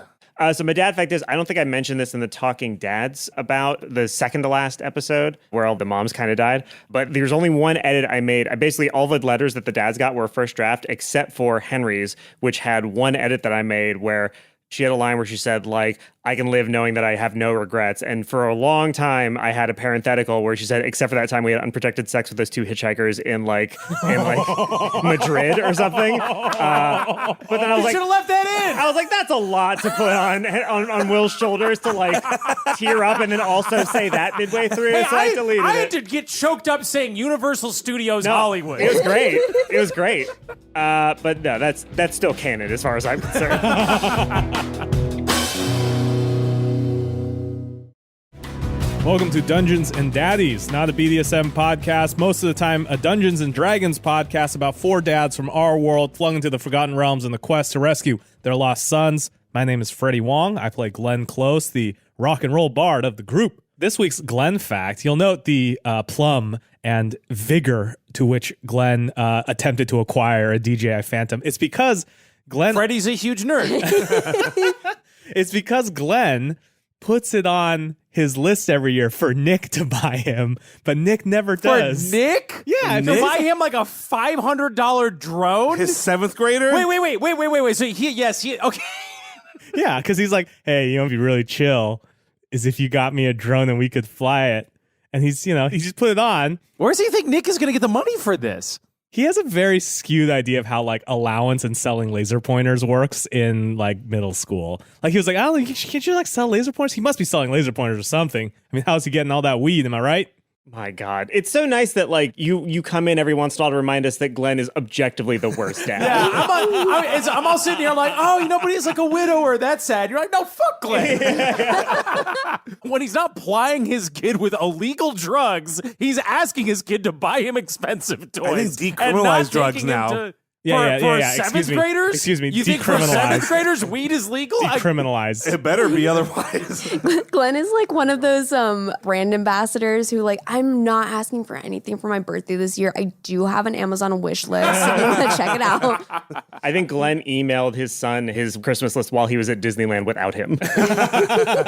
He was like, got an Amazon I should get a list. drone. I do like that if Glenn does get a drone, you know he is not going to register it with the FAA, and he is going to fly it in illegal areas and get it confiscated He's gonna almost fly. immediately. He's going immediately to every national park where you cannot fly drones due to the fire hazard that the batteries pose, and he's going to get those sweet shots of them Tetons, baby. Is he going to try to do Oh, it at God. Disneyland, do you think? He's going to... Disneyland is a hard no-fly zone, actually, for DJI. Yeah. They coded in. A lot of these now will have the GPSs like Oh, really? coded You could in. hack it. Yeah, you just pull the GPS unit, baby. Yeah. Yeah, you know he's going to be like BYO UFO. Like, just sort of like, what are those lights? He's like, man, if I can just get a couple of these for my Insta story when we're driving through the desert, I can get these lights doing some weird stuff. I can get that UFO crowd following me. I need to get that Art Bell crowd. Fun fact about Glenn is that he has no post on Instagram, but like a bazillion story highlights. The one post is like a tour thing from like 4 years ago, and that's it. Yeah. Hello, my name is Matt Arnold. I play Daryl Wilson, stay-at-home coach dad who became a barbarian upon entering the Forgotten Realms. A little dad fact about Daryl, I figured I broke my toe, and Beth's also has a broken body now, and a few of us have broken body. Now. broken body now. Maybe more specific or less specific. Choose one of the two. She's just been broken. 28 years and I've been broken the whole time. We're all broken. Beth the broken. So I figured Daryl probably had a few broken bones. So yeah, so Daryl's broken his arm 2 times on his left, 1 time on his right. He's broken the bone 3 times. Once when he was 9, once when he was 20, and once when he was 36. And every single time was at the football field on the jungle gyms across the street from the football field. The same Every place single 3 times age in a was row. always Oh my always doing gosh. something stupid, always trying to show off. When he was a kid, he's 36? well, that How was old is- how old of is course he Daryl? brought the 36 was like last year. Okay, like he broke his bone while trying to show off to Grant, like he still Broke got his bone? What? broke which his bone? arm. Oh, okay. His arm. He was like, I still got it in me. I can still do this jungle gym. Check this. He's trying to do. You know what it is? I would always, as a kid, try to do that cool way of flipping off a tree that yeah. they did in Robin Hood. Oh, yeah. Oh, yeah. Prince of Thieves, Kevin Costner. He would put his arms down and then like flip off of it. He does that. And it breaks his arm every single time he's done it. So never persistent. You gotta give him that. He's persistent. He's just a fun-loving guy, you know? Matt brings up a very interesting and weird thing when you're like Daryl's 36. Like there's only 3 years older than me. I'm 33 going Look on how 34. accomplished he is. So, but it's weird. Like, well, I don't think about how old the dads are, right? Like They just are dad age. It's just there's just Yeah. dad age. Any dad, it's like any dad is 20 years older than me. Yeah. Yeah. Right? It doesn't matter, right? Yeah. But it's weird to think of like, yeah, Henry's probably like only like a couple years older than me, which is very. Yeah. I'm like, he's just a man. He's just a 38-year-old man. Like this is very upsetting. You have lots to of me. friends who are dads, including one in here. Yeah, but like, Oh, wow. Yeah, right? Oh my And the second god. you had a kid, Settling? you immediately looked 20 years older than me. They walk among us. They walk among I us. feel weirdly. I know what you mean. I feel the same way about the characters on Seinfeld. I've accepted that I'm older than the people in Friends, but as far as I'm concerned, like I watched Seinfeld when I was in middle school, so they will always be like how much older they were than me in middle school when I saw the show. Hey everyone, you might be wondering who's this voice you're listening to. I'm Will Campos, and I play Henry Oak, Birkenstock rockin', crunchy, munchy, granola, druid, hippie, nature druid dad on this podcast, Dungeons and Daddies. Fun fact about Will is that every time I go to do Henry's little run of crunchy, munchy, whatever, I forget it. I don't been know a how. year, Will. I think I say it different every single time. It's Like, really it's just good a though. word I, salad. the word salad, it's tossed nicely. Like I every time I really buy it. Tossed word salad and scrambled eggs. All right. Frasier will be older than everyone forever. Yes. Yes. Frasier is daddy. And Niles is daddy. Can we please come up with a Frasier one shot and we can all play Frasier? There's definitely an RPG system called Toss Salad and Scrambled Eggs. Wait, really? I'm not joking. I would play Eddie. Mandatory. It's just the Frasier verse, and we're all different, like multiverse incarnations of Frasier. I could probably off the dome be like each one of you who you are in Frasier. Do it right now. Yeah. Right it. now, Anthony, Roz, Nat. That's just Damn it. a no-brainer. Yeah. Fucking great. Freddie is Yeah, see, I'm unclassifiable. Freddie's baby. Martin. He's got like Yeah, a Martin definitely energy Martin, for yeah. sure. Freddie's not Martin. Freddie's got that grumpy Martin energy. Yeah. I don't know what this means. Freddie's Martin having a bad day. Matt is the Frasier of the podcast. I hate to admit it. I'm the Niles because I'm the more exaggerated, annoying version of Matt. And then I was gonna be like, Beth is Eddie. Like she's the fan favorite. Eddie got more fan mail than anyone else on Frasier. And And it made Frasier very upset. I lied. It's actually called Boss Dragons and Scrambled Eggs. The Frasier RPG. Literally, the first sentence of the rules is, "Oh, baby, I hear adventure calling." That is extremely good. I'm very upset. Henry's dad fact this week is that everything Henry cooks is a la Henry.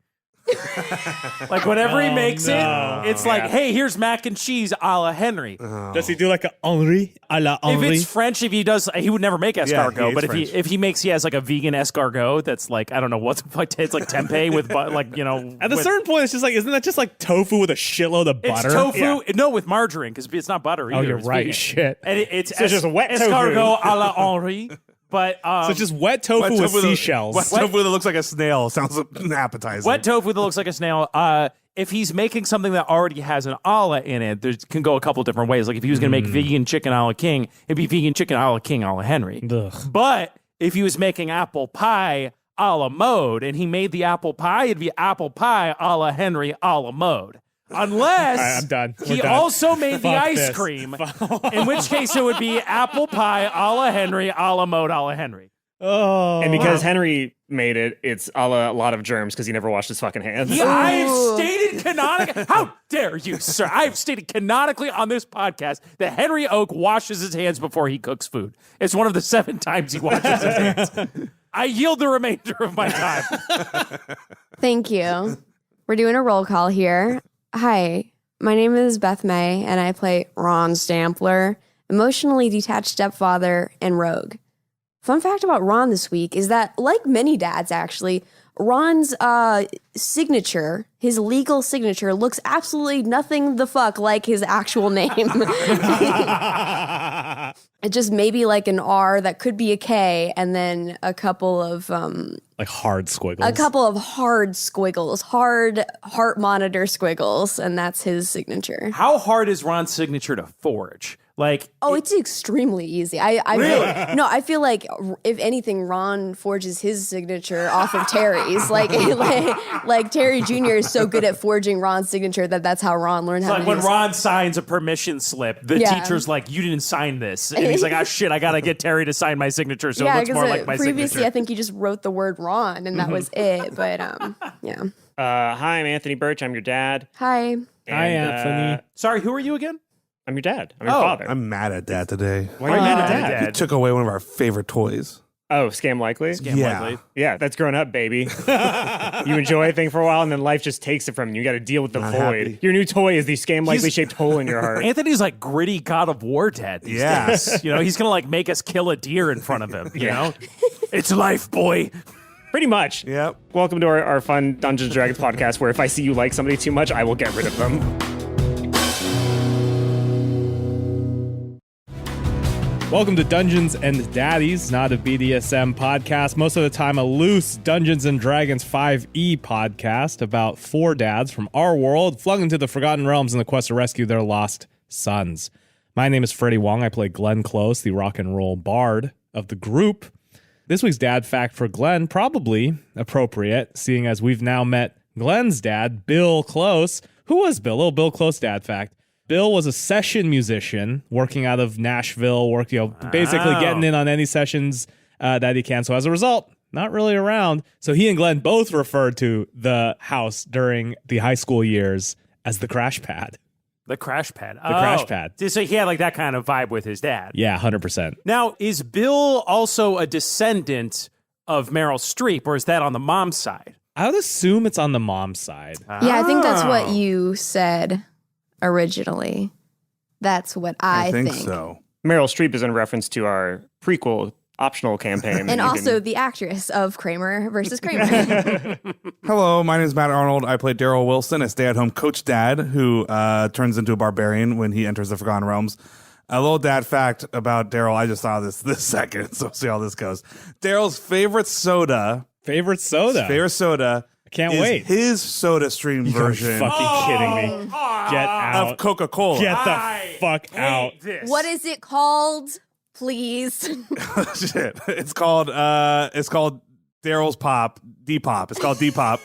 And Papa and Pop. it tastes exactly like Coca-Cola. No, it fucking doesn't. Because How it is dare indeed you. Coca-Cola. So Daryl bought a Soda Stream and convinced everybody that it was cheaper and cooler and it tastes just as good as soda. Grant doesn't even complain.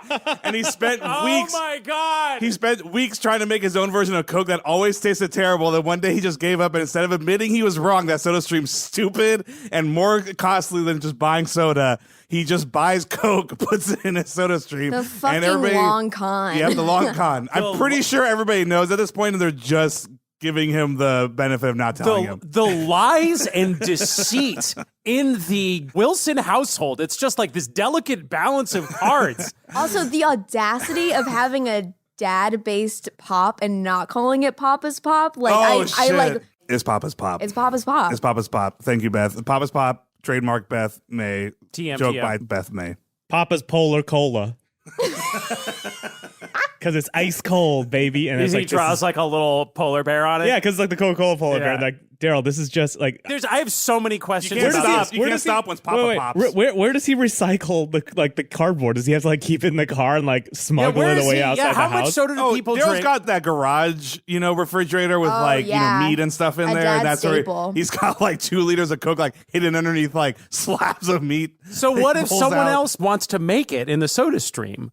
He'd be like, it's my proprietary. So has people watched him do it in the Soda Stream? Like, No. so he just. He avoids situations. I guess no, because you were saying that like for long enough he was striking out that they probably just tuned out, yeah, and they he just was just accept like it. had a eureka moment Yeah. one day and was like, I did it. Yeah. Wow, that's dark. That's like the darkest Daryl He fact. just didn't I want to think. admit it was wrong to buy. By the way, Matt bought a Soda Stream machine. He did not do this, but a complete waste. It will just sit in the corner, and all the flavorings they have are all terrible. So sorry, guys, we're not gonna get sponsored by Soda Stream. My roommates have a Soda Stream and they use it only for gin and tonics, and it's wonderful. Yep, that's Yeah. what I use it for: gin and tonics and just straight seltzer water. That's all it's good for. Anyways, Hey everyone, my name's Will Campos. I play Henry Oak, a crunchy, munchy, Birkenstock, rockin' hippie nature druid dad. Got it in one. My dad fact for Henry this week is big news, guys. Henry passed the retainer. Just in time. Henry, he had felt it moving southward for a couple of weeks now. And then the second he saw his father, out that little sucker came. So right now, Freddie was taking a big drink You're right as I fucking said that. saying That Henry Dookie the shooter that was a retainer right into his shorts. Remember when that happened in Empire Strikes Back where he's like, I am your father, and Luke was like, And then Luke pooped out his retainer. That's literally exactly what happened. So canonically, Henry has I don't know if he's aware of it yet, but there's a retainer in his shorts right now. A quick question. Is it like a retainer of old, like the metal retainers, or is it those like new sort of plastic retainers? Oh, that's the a good Invisaligns? question. Yeah. Let's say just for, I think in terms of medical realism, it would have to be an Invisalign. Or Yeah. like bleeding, or you're gonna look down Yeah, and you have or a it's wound bad. and you're gonna roll a D8. it's real bad. Otherwise, Henry doesn't have an intestinal tract anymore. Real quick, who had retainers growing up? I did. I did. Not that I wore That's everyone it. except Matt. Yep, I didn't go to a dentist till I was like 29 years old. What? Whoa. Why? Because my parents couldn't afford it. Oh, okay. Yeah, that's why. That's I a good never went to answer. dentist. Yeah. Yep. What color was your retainers? I'm just sorry. I just wanted to know. I had a friggin' Invisalign one, which is I'm really, really, really salty about that actually What? because I had braces with Okay, like Zoomer. like literally I had braces way before I was at an emotional capacity to realize like what they were. Like that they were fixing my teeth and that these would be my teeth. So I got a retainer and it hurt like from the moment that I got it. And even if I put it in denture cleaner or whatever I used to clean it, it still was like plasticky and it felt gross going in my mouth. So I never fucking wore it. And now I've got these weird chipmunky teeth that are all like eating people when I'm not even looking. I had a mint green sparkly retainer. Mine was blue and it had a picture of Earthworm Jim on it. Really? Wait, what? Yeah. Shit. Wait. They were like, pretty you awesome. can take any little picture from this little book of little, like, basically pictures we print out from the internet and cut out. And I was looking, I was like, oh, it's just a bunch of, like, generic action Shitty guys. clip art. And then there was a little box art for a Custom? VHS of the Earthworm Jim animated TV show. And I was like, that's mine. You guys I don't know that Duct disgust and Able is a me. homophobe yet, so I love Do this. you guys remember there's an entire kiosk in a Blockbuster where you could bring your Pokemon Snap memory card and print out Fuck pictures yeah. of Pokemon Fuck Snap? yeah. I don't know why that made me think of that, but I miss those days. Because there was two good things in I'm our just childhood. It was Googling those two Earthworm things. Jim retainer, and guess what? This does not exist. Well, no, You're a it wasn't a liar. branded thing. They took a piece of paper and put it underneath the plastic bit of the retainer because they had just a bunch of different pictures that you could print out and customize to your Yeah. thing. So this was like a bootleg op that your orthodontist was Now that I running. think about it, yeah. The interplay is furious. That's amazing. Hi. Okay. My name's Beth. I'm angry about retainers. And I play Ron Stampler, emotionally detached stepfather, and rogue.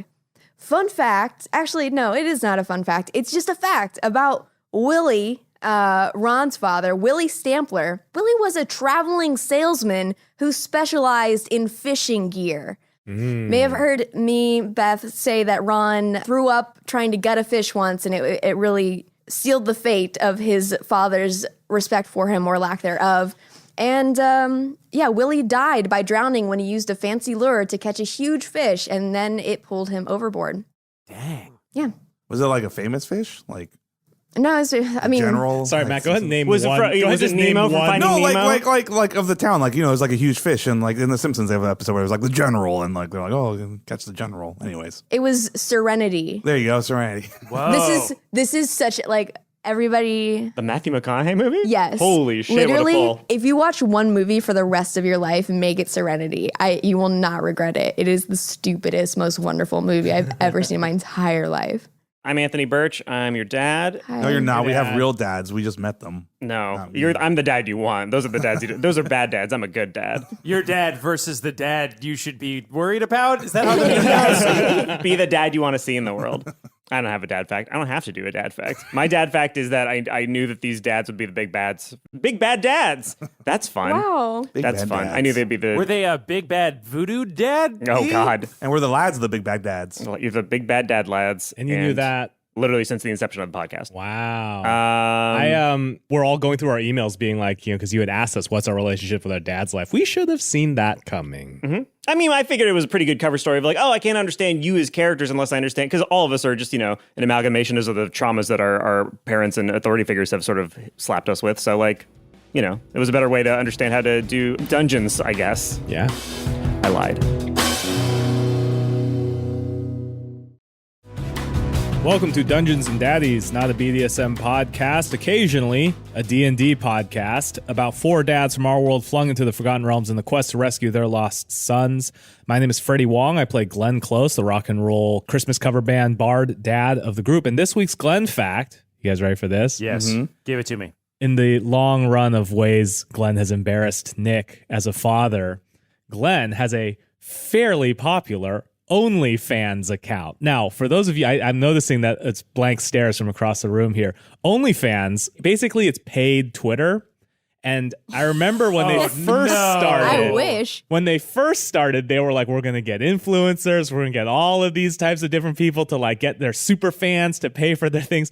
And then within, I think, about 30 seconds, it was like, nope, just porn. It is just directly paying for pornography. But Glenn does not know this. So he got on and he was like, oh, cool, I'll do guitar tips. Like teach people how to like go up and down the minor pentatonic scale and stuff. And got like a minor following. All of his videos that say fingering in them got big hits. Oh my God. Oh no. He's like, oh man, what's going on? And people just sign up and they don't stick around. But yeah. And of course, whatever small following he has on OnlyFans completely dwarfs Nick's TikTok account. So it's just a continuing source of embarrassment between the two of them. According to Google, in 2016, the website OnlyFans appeared as a way for bodybuilders, personal trainers, and cooks to have a monetized social media feed. A premium Twitter where people paid a monthly subscription to see your recipes, workouts, and gym progress. It's crazy that they started I didn't hear the there. word porn in there. I didn't hear the word porn in there at all. Okay. But to be fair, this seems like maybe like... I do have Safe Search on. I do have to get my mom to disable the V-chip on my laptop. It's going to be great because you know that like all of our kids will be completely unable to get around the ironclad security that will come up because we were born in like Sing Sing. like we know all the won't tricks. get free porn. Like we know all the tricks. Like what going to- tricks? Like- we don't need tricks anymore. I mean, it's just like incognito mode, but like we invented like hiding your JPEG. Google, there's no tricks anymore. Google knows what we're doing. Google baked the trick into their browser. Granted, in the browser, it does say you can use it in case you wanted to, say, gift shop for someone. you can literally just grab a stranger's phone and yell porn at it, and it gives you porn. Well, my children are going to have to pay for Pornhub Premium. So how about that? Say, Billy, why don't you start a paper route to pay for that Bang Bros subscription? The way you No, said that made you're me feel like you'd be like, you can only go to Pornhub if you pay for Pornhub Premium. I would be the dad who's like, no, Pornhub's the one you want. RedTube, it's too much for amateur stuff. It doesn't have the production value that you're looking And for. then I'd be like, actually, Pornhub Premium has a special this week where Premium is free. If I catch my kid with pirated porn, I'm going to make him finish all of it. You said the worst thing. You said the worst thing that anyone's ever said. Wow. Fleshlight tag has been dethroned. No. All right, off of that. Hi, my name is Matt Arnold. I played Daryl Wilson, a stay-at-home coach dad who's a barbarian in the Forgotten Realms. What porn site does Daryl use? Daryl's favorite porn site. Daryl pays for it. Daryl pays for porn like a goddamn American. That's what he does. Daryl single-handedly Daryl putting the paying whole for porn is what industry. allows everybody else to enjoy free porn. For every one Daryl's a Daryl. whale. No. Daryl probably paid for porn once and still thinks like, I gotta make sure that credit card from like when I was 17 is never found. Oh my God. I hope somebody's gonna find out someday. Anyways, not even a really funny dad fact or anything. This is just a simple dad fact. Daryl's favorite breakfast is Frank and eggs, which was also his dad's Frank's favorite breakfast, which is just a hot dog cut into eggs, which is what his dad would always have. And then on Father's Day, he does it with over easy eggs, even though he hates runny eggs because that's how his dad always ate it. Oh, that's very wholesome. Frank and Eggs is awesome. Daryl's favorite porn site. Yeah. Yep, you got it. You got it. Hey everyone, I'm Will Campos. I play Henry Oak, hippie, crunchy, munchy, druid, nature dad in the Forgotten Realms, for life. My mind's been racing for the last 30 seconds to do like a Henry's favorite porn is blank thing, but I can't come up with it. So maybe next week, guys. Henry's dad fact this week is... He doesn't have a favorite porn. It would make him feel bad. Like, they all work equally hard. It's just like a saucy leaf that looked like it had boobs. Henry likes all naturals. Henry's only Is this like beautiful shots of Animal landscapes. Planet mating season. No, he doesn't J.O. to animals. That's absurd. What was it? Sorry, we were talking about jerking It's off all right. animals. Sorry, keep going. Oh, wait. What? Roots? Like roots like in the dirt? like the Like the Civil War, slavery? like No. the miniseries No. about African Americans. Oh my God, Henry's no. no. But you said roots. There's no other context for the word roots. There is, like, roots that grow in the ground. In the porn context, though, I don't understand Well, like, where. I don't know. I thought maybe somebody might think it's sexy if, like, roots from a tree is going inside the That's ground. 18 Evil steps Dead. beyond. I None do of this want is to usable. clarify None of that is usable. Henry likes nature, but Henry doesn't want to fuck the earth. Henry's dad fact this week is that Henry's number one pet peeve in the world is that when you Google the word fossil, the first fucking 3 pages of Google results are the watch, not the actual fossils. How do you get to the fossils on Google? That's Henry's big pet peeve. This is also Will pet peeve that is a little preview of the rap album that I've been doing research on. And I try this is the level of geology we're dealing with here is me Googling the word fossil and then clicking through 3 pages of results about the watch brand. So that really grinds Henry's gears. The first page of my Google when I type in fossil doesn't have a single thing about fossils. It's all It's about just the watch porn. company. It's just It's just porn, It's just dude. porn. Hey, I'm Beth May, and I play Ron Stampler, emotionally detached stepfather and rogue. Fun fact about Ron this week that actually doesn't have anything to do with porn. Ron has been skiing 3 times, and you know, when you're first learning to ski, you have to you make your skis into a pizza shape. Yeah, pizza shape, so you French don't. fries. Yeah, until you're good enough for the French fries, yeah, you know? yeah. But I think that Ron thought that pizza was such a cool thing that he thought like that was the most advanced type of skiing. Like as long as you stay in the pizza wedge, that's how you're looking like a cool dude on the slopes. Ron is correct that pizza is better than French fries. So I gotta say, like that checks Whoa, out. that's a tough one. Does it now. keep I you gotta slow? really think about Is that why you stay in pizza form? yeah. I've never gone skiing, so I don't know why you would do pizza form. Just keeps you And nice also slow. he reads Playboy for the articles. I'm Anthony Burch. I don't read Playboy. I don't read. I just look at the pictures. I'm the opposite of Beth. My dad fact is so Matt was my boss when I came to LA. When we worked on a show called Rocket Jump the Show that nobody watched. That's a wild sentence to say. It brings me back. No, yeah. Matt, you were somebody's boss. Yeah, he was my boss. Now I'm his dad. Damn. But How the tables have turned. we were on set, and I can't remember why, but we got into a conversation about like what's the funniest letter, and I was like, obviously D as in dog. And he goes, no, it's B as in boy. And I went, why? And Matt goes, butt baby boy. And then I looked him in the face and I went, Dick Daddy. And like nobody, like it was that day I was like, man, I'm not really sure who won out. But now that this podcast exists, I won Matt. Suck my ass. Wait, what was Matt's again? But baby But boy. baby boy. I kind of like that. Yeah, but Dungeons and Daddies pays his fucking rent That's now. It took a long time, but Anthony has won that fight. I never fucking forget a good struggle. I thought you were going to talk about the time I just walked up to you and said, hey, Andrew. I do remember that one. After 2 years of us knowing each other and me being to your wedding and you being in mine. On set, I walked up, looked him dead in the eye, and like confident. It wasn't like I forgot. I was just like, yo, Andrew. He had his hand out for a handshake, said, yo, Andrew. I went, what the fuck? And he kept walking at me while shaking his head, going, I don't know, man. Like his body was still in the like, hey, Andrew phase. And even though his brain It was like I realized the lagged mistake he out made, and I just kept moving. I couldn't stop myself. I slapped his fucking hand away. It's okay. You'll all be my butt baby boys forever. But baby boy. Welcome, ladies and gentlemen, to Dungeons and Daddies, and as of last episode, finally a D&D podcast. Yes. This is a podcast about 4 dads from our world flung into the Forgotten Realms in the quest to rescue their lost sons. My name is Freddie Wong. I play Glenn Close, the rock and roll bard of the group. This week's Glenn Fact. So we got a sneak peek at Bartholomew the Bard last week. That was a full peek. Glenn is actually making a reference there that you don't know about. Bartholomew was the first band leader in the first band that Glenn was in. It was Bart and the Good Time Boys. It was like a bluegrass hoedown band, and Glenn hated Bartholomew. His name was Bart Sampson. No. And so he hated old Bart Sampson, hated that cartoon ass band, and was making fun of old Bart He wanted him to play wash tub bass, and he was like, fuck this, I'm out. This is all so specific.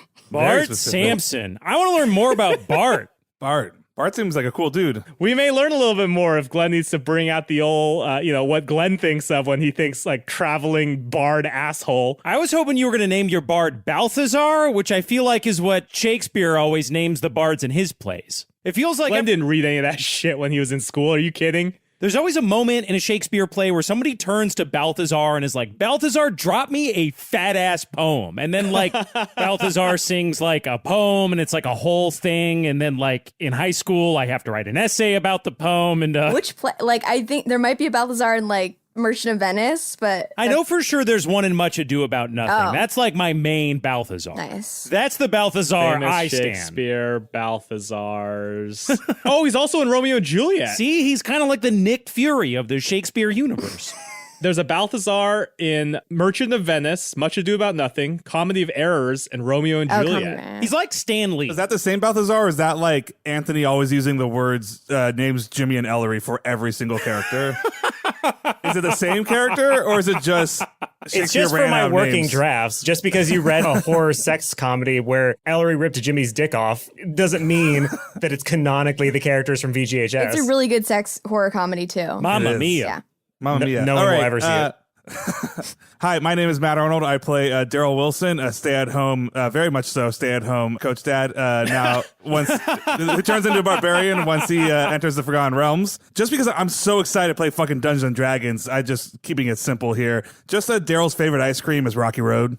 That's about Nice. Wow. Just Just every- good ice cream. Every time he's on like rough road, he goes, "Whew, I feel like ice cream. And then every time he gets Rocky Road, he goes, "Whew, I hope this is the only Rocky Road we have today." He just does that.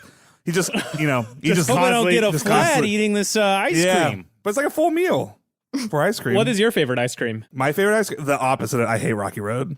I don't Yeah. like Really? nuts. I don't like Interesting. nuts in ice cream, brownies. Get those nuts out of anything that's not just in my hand. Such range.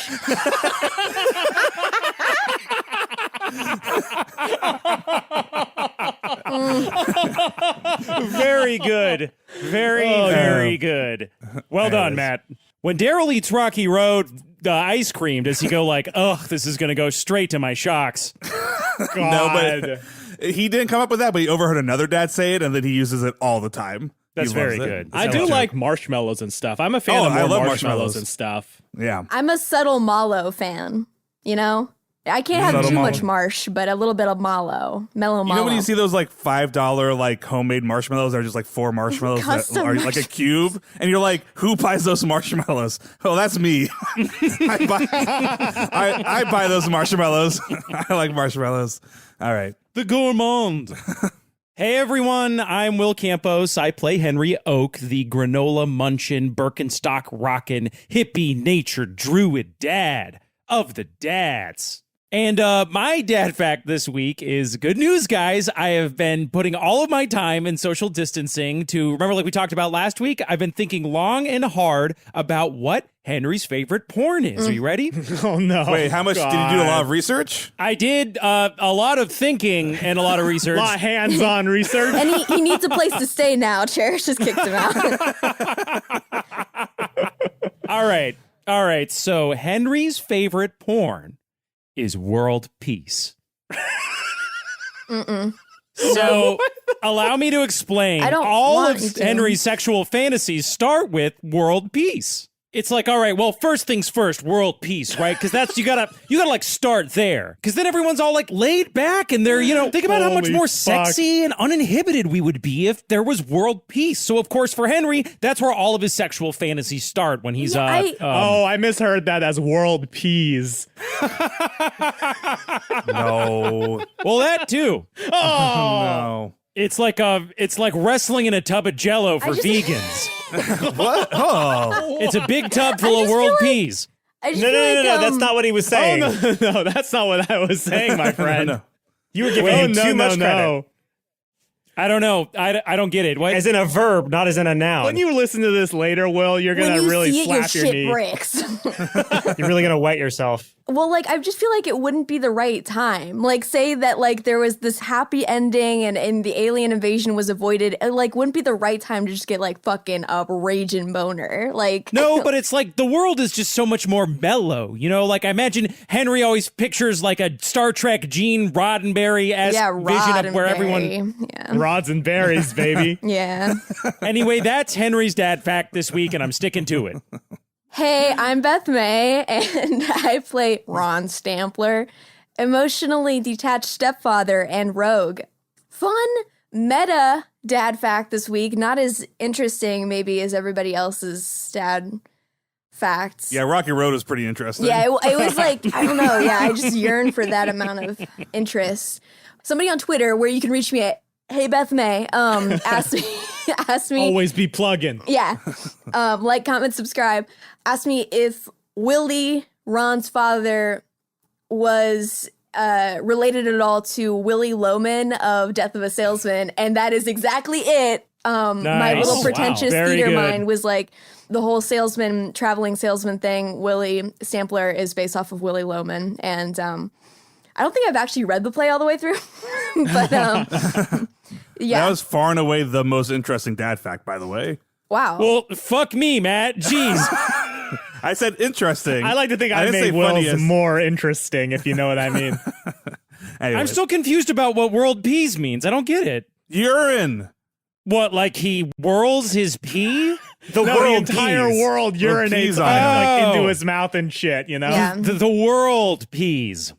Yeah. Because I've seen like those quirky bumper stickers where it says visualize world peas, you know, like the dish that's made with world Yeah, that's peas. not what Henry visualizes, if Yeah. you know what I mean. Just to clarify, when I was saying that it's like a Jello fantasy, it's not that like the world is wrestling in its own collective urine. That's not what it is. That's not Henry's favorite type of porn. Would you guys jump into a pool of Jello? Yeah. Of course. why No, wouldn't you die. Absolutely. No, you wouldn't die. But You what a way drown to in go. the Jello. You wouldn't So be drown. it. You could You make drown. it'd be worth. I would do it. No, because you can't float in it. You would just sink right to the bottom, and you would try to gasp for air, and you'd fill There's your an lungs air hole with up Jello. top. That's a risk I'm willing to How take. big is this pool?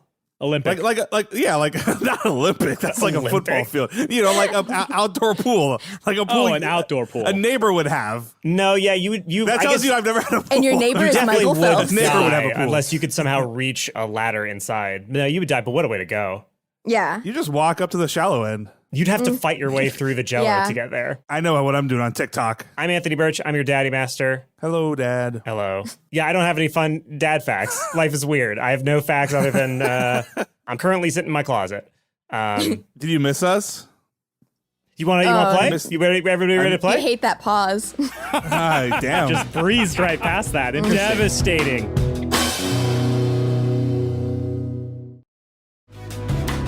Welcome to Dungeons and Daddies, occasionally a BDSM podcast, now finally a D&D podcast about four dads from our world flung to the Forgotten Realms in the quest to rescue their lost sons. My name is Freddie Wong. I play Glenn Close, the rock and roll bard of the group. This week's Glenn fact: Glenn has his own line of custom boutique guitar pedals to get that signature Glenn tone. And he's trademarked that with the U.S. Trademark Office. You can get Glenn tone. He's made 50 of them. He's sold 0 of them because nobody gives a shit about Christmas guitar tone. And for you guitar nerds, it's just a TSA the way. He just rebranded a TSA the way and said that's Glenn tone. Typical. That's a real guitar nerdy one for all you guitar nerds out there. Hey! It looks like a big broken panel of glass, and it's called Glenn Close's Damages. That's good. Oh, it's actually all the pedals are based off of Glenn Close, the famous actress's career. So Here's a everything from question. Here's something we haven't gotten into. Does the other Glenn Close exist in the world of Dungeons and Daddies? yes, 100%. Yeah. I think so. Okay. So you're Glenn Close 2 on IMDb, and you're constantly trying to change it to 1. No, he doesn't. It doesn't matter about IMDb. He doesn't have any TV or film gigs. He's a musician, man. It doesn't matter. He has the 101 Dalmatians delay, which repeats your tone 101 times, making it a totally unusable guitar pedal. Glenn Close has sent him many cease and desist letters about his guitar effect because she's working on her own line of guitar pedals, and she's like, what the fuck? What the fuck, man? It would be so wild if our universe was exactly the same, but the only difference was that Glenn Close, the actor, didn't exist, and it was just Glenn Close. See, that's what I'm saying. I think that should be the one difference. I think that should, and it's just like Sliders, where it's like whenever we try to get back home, we have to Google Glenn Close to see. That's the darkest timeline, to lose National Treasure actress Glenn Close for this guy. Was she in National Treasure? I don't think so. I'm just being an idiot. I'm No, sorry. I'm just actually being an idiot because I had to actually think about it. Ooh, National Treasure. Hello, my name is Matt Arnold. I play Daryl Wilson, a stay-at-home coach dad who turns into a barbarian once we enter the Forgotten Realms. I thought this fact would just go way back, just to kind of clarify, Daryl's upbringing. So he was a straight C student his whole life. Like, that's pretty much Daryl. Like, not an idiot, but not super smart. Represent. He only got an A on one essay. And that essay was titled "Why It's Inappropriate to Fart in Class." And it was because during a European class, they asked about fine arts and he didn't know the answer. And he said more like fine farts, and he farted and he got detention and was given an essay. And his dad gave him a lecture about how, fine arts are inappropriate and so is art, and you got to take school seriously. So Daryl worked his ass off and pulled in philosophy and really discussed like why it was inappropriate to ruin other people's time just for his own insecurity. And that's the proudest he's ever been. He got an A on that essay. So yeah. Sorry, Daryl had a class called European class. No, European history. Yeah, it was European class. What do they study in European class? That's what Daryl calls them when he goes to the bathroom. Various, it was just, colonizer school. It was just, that sort of thing. You had to be able to draw the plug from memory. And it was I hate wasting other people's time, which is why I'm on a podcast. Hey everyone, I'm Will Campos. I play Henry Oak, Birkenstock rockin', crunchy munchy, granola eating, hippie nature druid dad. And my Henry fact for this week, picking up where Matt left off last week by telling us that Daryl's favorite ice cream flavor is Rocky Road, Henry's favorite ice cream flavor is ice. I knew it. I literally knew it right before you said it. Are you kidding? There's no cream. It's his favorite drink on the go. It's cold water you can eat. Of course it's his favorite. Not even like slushy ice, though. Like slushy ice. No, just a nice ice cube. You suck on it during the day. It cools you off. It's the ultimate summertime but treat. he's fundamentally missing one half of that thing. Like, it's ice cream. It can't just be ice. Like, where's the cream? Sugar on top? No, when he's feeling especially indulgent, he'll swish his mouth with oat milk as well. And that's the cream. Wow. I don't like that at all. Guys, Henry's a monster. I've been trying to tell everyone from the beginning that Henry is the worst dad, and so now you all know that that's the truth. Hey, I'm Beth May, and I play Ron Stampler, emotionally detached stepfather and rogue. Fun fact about Ron this week, it's a fact relating directly to the last episode, is that very early on, Ron dropped a piece of a cracker that he was eating in between the seats of the Honda Odyssey, and he tried to get it a couple times genuinely, and then he was like, oh, well, that's just there. And now he's feeling a little bit guilty that he never got that crumb out before the Honda Odyssey met her untimely demise into another dimension. I feel like there's probably a lot grosser stuff in the Honda Odyssey at this point than a little cracker crumb, but Anthony treated the Honda Odyssey like a Bond girl. Like we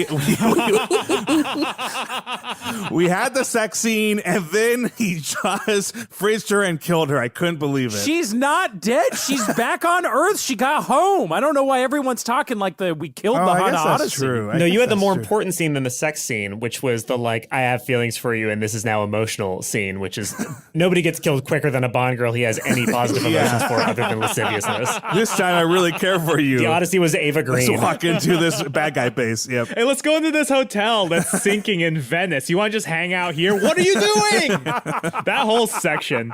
Yeah. What if this movie had a second ending? I'm Anthony Burch. I'm your daddy master. And my least favorite thing in Casino Royale is the part where Bond's playing poker and Ava Green's sitting there watching him. And for the audience's benefit, there's a guy there whose only job is to be 15 million in the pot. If he doesn't get a 6, something bad's going to happen. And Ava Green's like, okay. And it's like, you said this character was intelligent. She could just know these things. But no, just have poker mansplained to her by a bad guy. Well, it's great because she's no, also, that's Felix. he's like, look, Vesper, it's the tell. Like, that's my favorite part. Is that it's like, and then Lashif's fake ass tell where he's like, humana. And the whole movie you're waiting for, like, oh, is the blood going to leak out of his eye? Is that going to be his tell? And the movie's like, no, that has nothing to do with anything. That would be a wild tell. I literally haven't seen this movie since 2006 or whenever it came out. So I'm impressed. It's great. It's a very good movie. Okay. Side note, do you guys realize that Daniel Craig has been Bond since George W. Bush was president? Yep. He's been Bond longer than anybody else, even though he's done less movies than Moore or Connery. And he's had 1.5 good movies, which is more good Bond movies than any other Bond actor. Welcome to Dungeons and Daddies, not a BDSM podcast, and finally a D&D. Hold on. Let me I got an email here. Oh, this is from Wizards. Per the last episode, you guys didn't follow any of the rules. We're jumping 5. Oh, we're not a D&D podcast anymore. We're back to being just a regular. Okay. All right. Well, I guess whatever this I thing almost is. interrupted you because I didn't get that it was part of the intro. That's right. We're doing bits Wait, now. Freddie, you're reading emails? We're recording. This is a podcast where we play some kind of role-playing system. It's about 4 dads from our world flung into the Forgotten Realms in a quest to rescue their lost sons. My name is Freddie Wong. I play Glenn Close, the rock and roll bar dad of the group. This was Glenn Fact.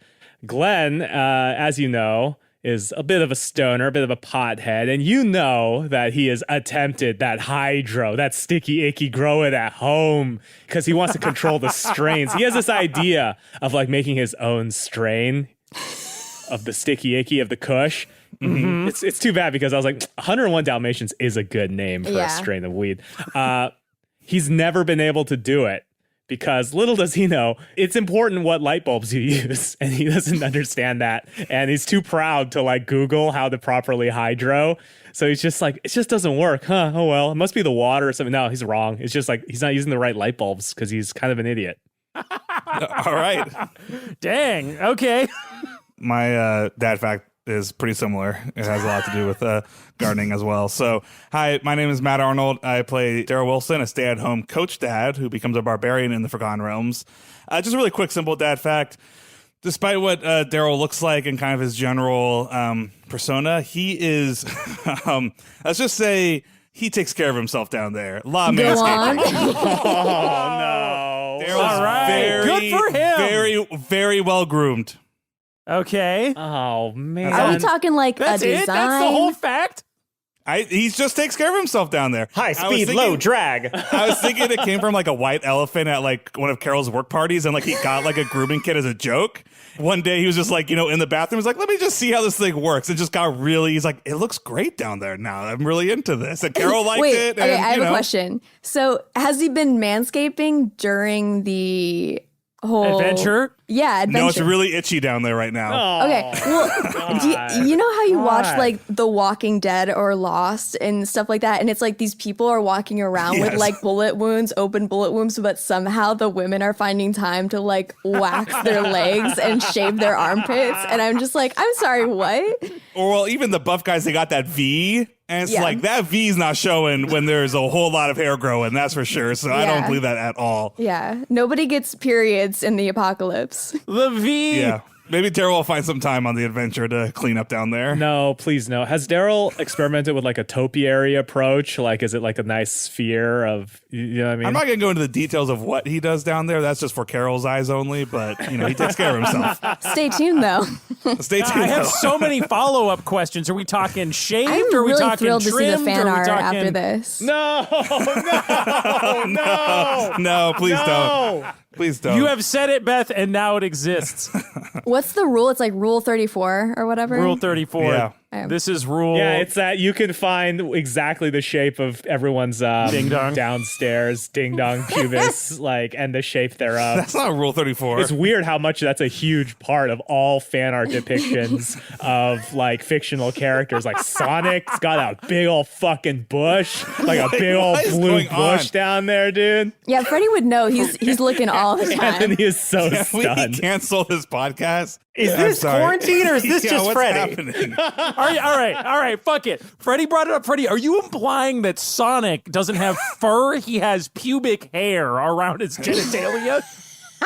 Yeah, because isn't any hair in the pubic area pubic Sonic hair? doesn't have genitals. I've seen a fair number of pictures that would disprove that assertion, Matt. I watched the movie,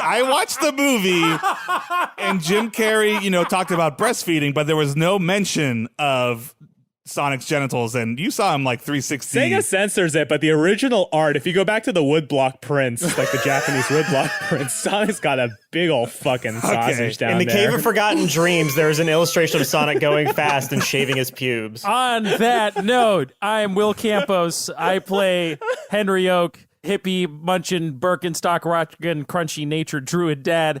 I don't think we need to I was going to be like, oh, Henry's dad fact will be, but you guys all already know whether or not Henry trims his zone. Absolutely. I think we all in our hearts know the answer to that question, and I don't need to delve into it. He cleans it with like a porous stone or something.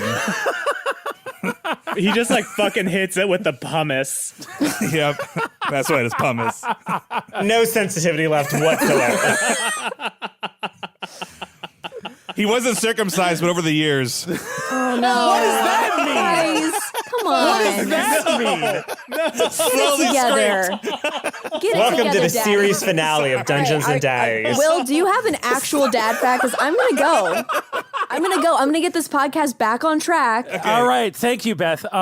So I actually had feel like I've been doing silly dad facts for a while. So I had a more thoughtful one that then my co-host decided to make the episode about Sonic the Hedgehog's zone, his Green Hill Zone, if you will. Green Hill Zone.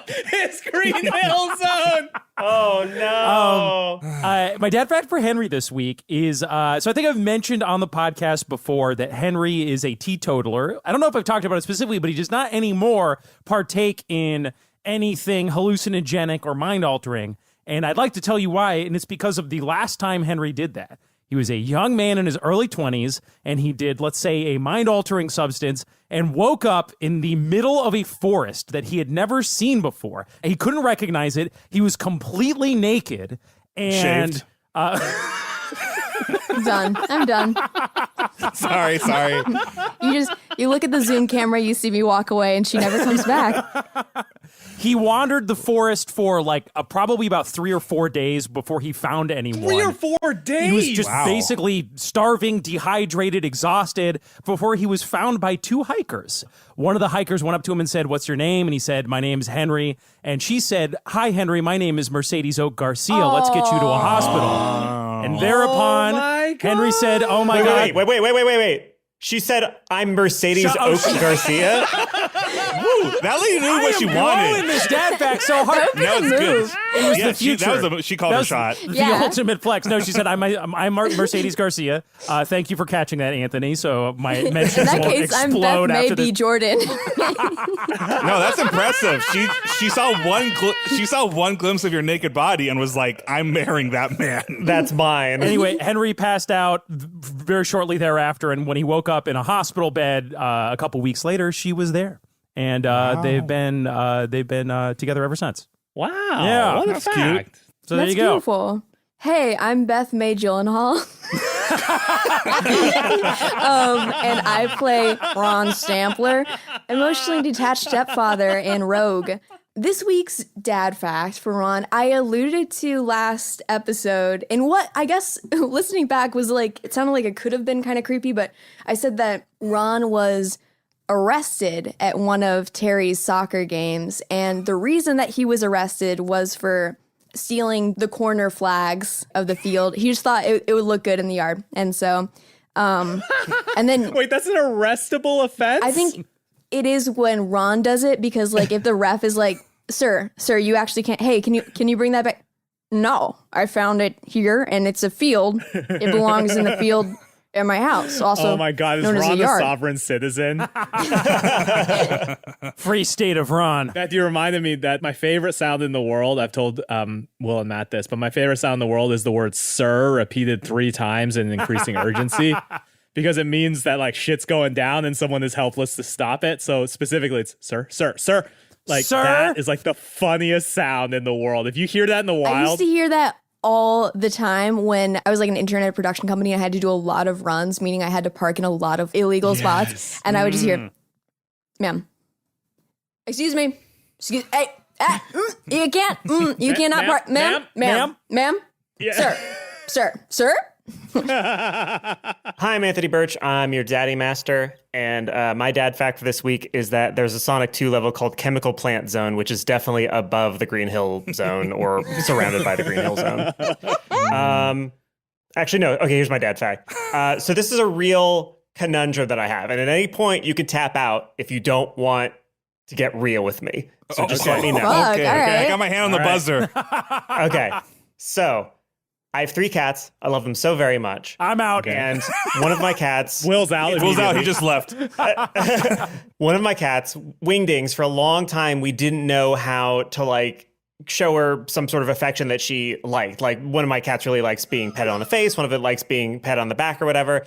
We found out Wingdings really likes being sort of spanked is not the right word, but like slapped on the area above her tail. So like her lower back or whatever. Yeah. Like it's a Cat favorite thing. erogenous zone. Yeah, that's the thing, is I just learned that's an erogenous zone because on Reddit, somebody posted a picture of themselves giving their cat a bath and the cat had an orgasm when it was like scratching that area. So now I'm at the point where my cat, who I refer to lovingly as my daughter, I am basically getting off and I don't know what to do because it's the only thing that she likes. I'm a man who's gone through the same experience. So we had a joke. I found the same spot on Play-Doh one time. I was scratching him and I went to near the top of the tail and like his eyes rolled in the back of his head and he started jerking and it looked like he was like a doll that was broken, or like an animatronic that was broken. He would like shake his head left and right. And we used to call it breaking him. We're like, oh, look, Play-Doh with this spot. And it like breaks him. We did that for like a year where we just pet him and then just like break him. And then I looked up and I found the same thing you did. I was like, I've just been, I guess, giving my cat's orgasms for the past year. I guess jerking off my cat. I guess that's what I did. So I feel you. Well, did you stop? I stopped doing it to the. Now I just tease him. I stopped doing it.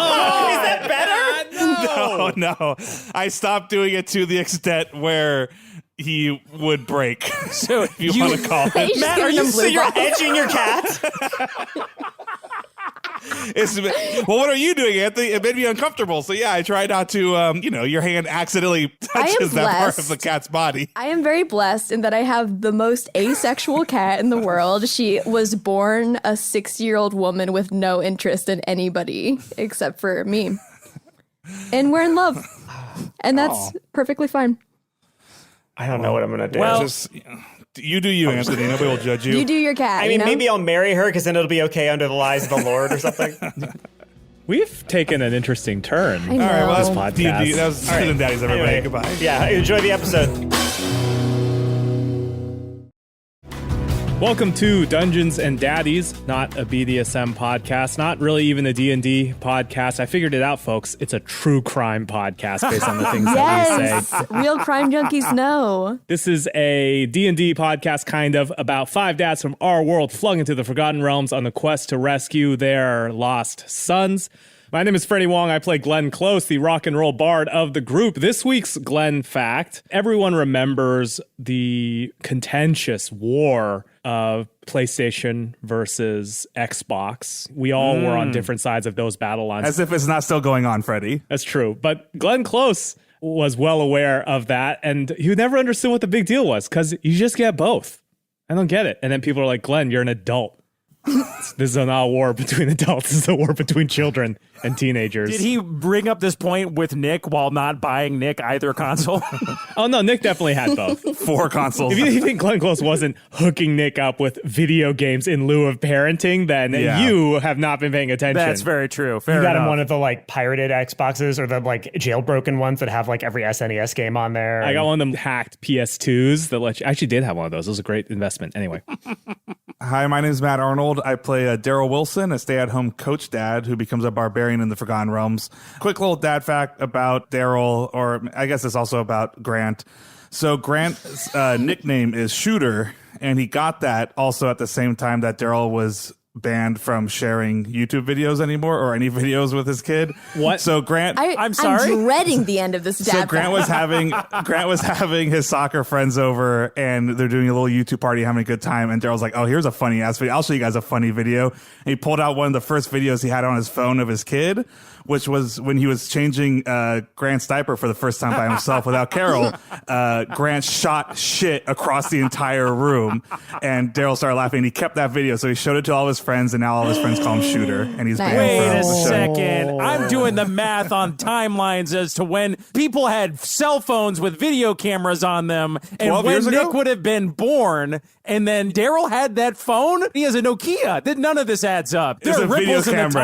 timeline today. It was a VHS tape. He saved, and It's no a one, mini DV. That's very good. He's like, I got a he YouTube. pulled out a 16 millimeter camera like in National Lampoon's Christmas Vacation and pulled all the kids around and scanned through all the wedding photography. I was like, no, here, I got something to show you. And then Roll what's film. this? It's Grant shooting shit across the room. I like So that now he he's had called a Shooter. 16. I guess it would have been like a home movie or whatever. That checks out. All right. Is Carol in the background screaming, "Hey, change the diaper. Why are you filming this?" Why are you filming this? It's going to seep into the wallpaper. Matt, no joke. I think every parent friend of mine has had the same story. Like, Yep, I have the video on my phone still. I'm definitely saving it to share with Dot's significant other at some point. Hey everyone, what's up? I'm Will. I play Henry Oak, Birkenstock rockin', hippie, granola crunching, munchy, crunchy, hippie nature druid dad. Henry's dad fact this week. I feel like I gave you guys a nice, sincere dad fact last week, so we're back to cruel, awful Henry facts.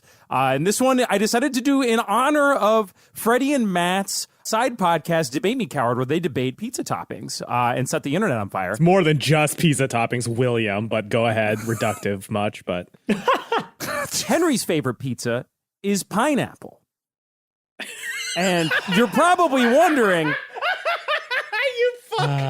You're probably wondering, you're like, but wait, Henry's vegan. How does he eat cheese? And no. Henry does not put cheese on his pizza. His pizza is just crust, tomato sauce, and pineapple. And that's his favorite pizza.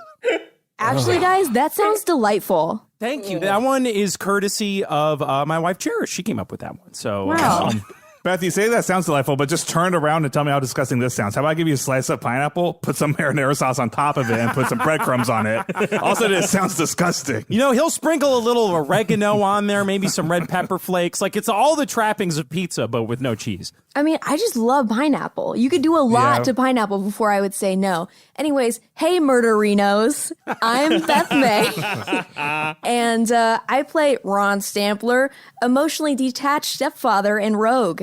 This week's dad fact about Ron. Okay, I think that Ron didn't know that male person was a profession. I think that he just thought they were like, it's people that come over like sometimes noon, sometimes 2 p.m. just to say hi and give you stuff. I didn't think he thought that it was like anybody's job. He just thought they were men. He's like, I'm a male person too. Hi. nice to yeah, meet a male person.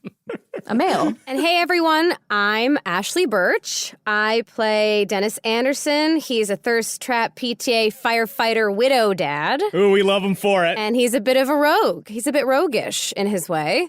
Dennis's dad fact this week is, so Dennis likes to go to a 6 a.m. yoga class to keep his body tight, and which that's like the witching hour for widows to find hot dads to kind of snake on. And 6 a.m. 6 a.m. You know, they get up bright and early. They get their shit did. They come to yoga. They're looking for Oh, Denny. man, he does everything better than Henry. Henry only does his yoga at 7 a.m. Oh, I know. He has to get up early because he has to be able to take little Ulysses to school. So, yeah, that's so sweet. I know. It's very Because sweet. 6 is the number that sounds closest to sex. Exactly. Right? But you know, Dennis is a pure heart, so he wouldn't know that necessarily. He just thinks it's a nice time. It's nice to start your day early. He doesn't know that 6 and sex sound similar. He goes to yoga early, and one week, one of the widows that had taken a shine to him gave him a shirt that said DILF, but underneath it said devoted, involved, loving father. And he just thinks that's what such a good shirt. that's what he thinks That DILF is stands such for. a good shirt. And he was like, oh, that's really sweet. And now it's kind of an in-joke between her and the other widows. Oh my gosh. Who all hate each other because they really want to bang Dennis. Ashley, am I hearing it right that this is like some sort of widow yoga that Dennis crashes? I don't think I quite follow. It's the widow witching hour. A bunch of widows just happen to come to this yoga class. Oh, it's not But like, it's it's not really- like you're not allowed to do yoga unless your husband is dead. No. It's one of those things where everyone found out that Dennis goes there at 6. So now all the thirsty widows come out of their hidey I holes see. to go And to yoga. which yoga studio is this? in Los Angeles? Wouldn't you like to know? Which yoga studio is this, and who does Beth need to marry and then murder to get into it? It's the Core Power Yoga on La Cienega. Oh my gosh, okay. I'm Anthony Burch. I'm your daddy master, and I have good news. Our long national nightmare is over. I have found a way to pet my cat that does not involve any erogenous zones at all. God. It's Oh my totally God. fine. Proud to be an American today. I really wish she wouldn't keep talking about this. Is it just you telling your cat that you're not going to pet it anymore? It's just like, No, no, you don't that's- get pets. Now No, I it's- just it's- lick my own ass in front of my cat. Establishes dominance. Brother, no, it's you do brother, the he head, you is do brother. the head down to the middle of the back, and then you do it really rough, and that is enough to confuse her senses. And It's she's like, I guess this worse. is what I It's want. worse when you say it She loves that way. it. What is happening? It's not Worse. erotic. She just really likes it. It's worse. She loves it. I ferminated my cat today. She loves it. oh. Oh, yeah. You Yeah, got your it's the same kind of- Terminator? It's exactly my like Ferminator. ferminating. There you go. Every time this almost isn't a BDSM podcast. It just works its way, Yeah. its magical way back into being a BDSM podcast. BDSM is the black hole at the center of our universe. My cat has never nutted, and my cat will never nut. Welcome to Dungeons and Daddies, a D&D true crime hybrid podcast about 4 dads from our world flung into the Forgotten Realms in the quest to rescue their lost sons. My name is Freddie Wong. I play Glenn Close, the bard of the group who plays rock and roll music as a little Christmas cover band. That's the dad I play. This week's dad fact: everybody has a plan B, an escape plan, what they'll do, if their career explodes on them. Glenn Close believes that he could become a long-haul trucker if things Nice. all go to shit. Wow. Because he feels like he spent all that time crisscrossing the country in the van. He's like, how much harder could it be with just 18 more gears? You know what I mean? He probably wouldn't have a regular cat, but would have a truck cat. A truck cat, yeah. And it has like a cab they can sleep in and play video games in. One of the things about long haul trucking, two benefits to that. 1, you see the country. 2, you don't have to really hang out with your kid. And then 3, 3, you get paid incredibly well, because right now we're in an interregnum of sorts. This is Freddie now talking, just looking at the state of long haul trucking. What? This has never not been Freddie. Yeah, all of Glenn's dad facts are Freddie talking. They expect long haul trucking to become totally automated, but that's not here yet. That's like 20 years down the line. In between now and then, they still need truckers, and a lot of the old timers are retiring. So if you're a young gun looking to get on the open road, you could do it and get paid pretty well. Just saying. I think as a trucker, that would be the best time and the best vocation for listening to your favorite podcast. That's very true. Freddie, may I speak to Glenn for a moment? Could you put Can you put the mask of Glenn Yeah, back let me on? put Glenn back on 1 second. Freddie, I was going to ask Glenn what his favorite trucker ballad is. What's a trucker ballad? Probably, Juked out of it. honestly, probably Truckin' by the Grateful Dead. There you go. That makes There you sense. go. That checks out. Because trucking is about, right? It's about running from 5-0 and like getting caught up by the law. That's essentially trucking. It's about taking the G out of ing words. Very true. Hello, everyone. My name is Will Campos. I play Henry Oak. That's not Henry's voice. I don't know where that came from. What the hell is Henry's voice now? Wait. That's a good one. I'm Henry Oak. This is how Henry talks now. No, that would be very bad. He's a hippie, crunchy, munchy, Birkenstock rockin' hippie nature druid dad. Speaking of driving related things, my Henry fact this week is that Henry did not learn how to drive until he was 27 years old. It's fine. Yeah, he did not, because he grew up on the commune and he never had per chance to drive. And then he was a couple years into his relationship with Mercedes. He would make a lot of excuses about driving and be like, oh, my license, I don't really know. But then eventually he kind of admitted, I don't know how to drive a car. And it was actually her dad that taught him how to drive.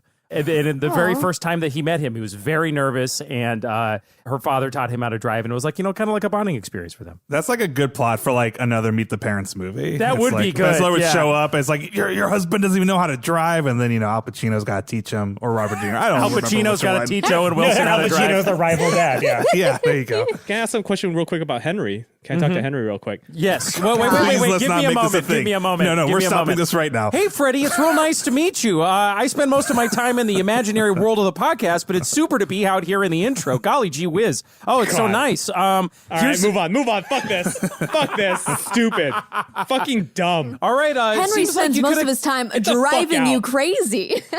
God damn it. I wish you guys could all get along like all us dads get along in the podcast. I feel like if this were me and Daryl, out. we'd have a dialogue Matt was about right. it. Okay, Matt if you don't was want to right. commit Get to the the beat, fuck out. if you don't want to commit to the bit, I'll just leave. You guys, you really hurt Henry's feelings. He's texting me. He's like, "Hey, Will, they weren't that nice." He has his phone now. Shut the fuck up. All right. Hi, my name is Matt Arnold. I play Daryl Wilson, a stay-at-home coach dad who becomes a barbarian in the Forgotten Realms. Just keeping it simple, I was thinking since we're getting into football territory that the one problem, besides that it's not as good of a sport as football, that he has with soccer is that there's just not any good soccer movies. So, Excuse me? Excuse Are me? you fucking kidding me?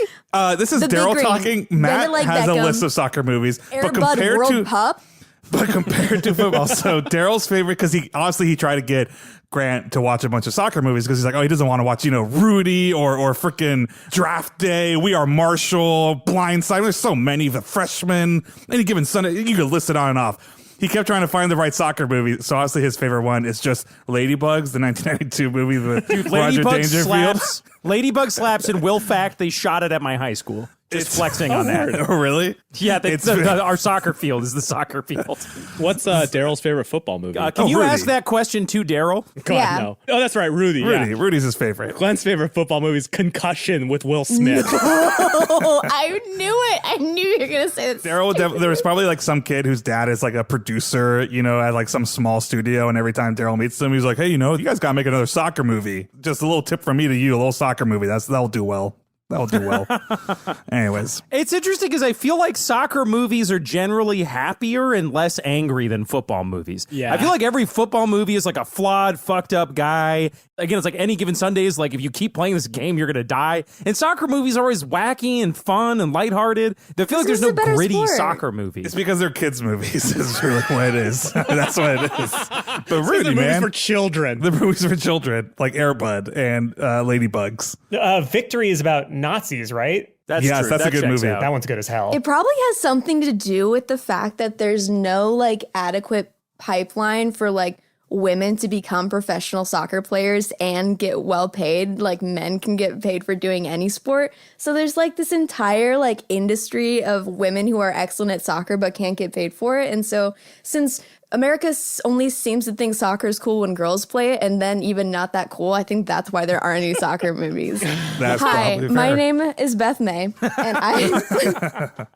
and I play Ron Stampler, emotionally detached stepfather and rogue.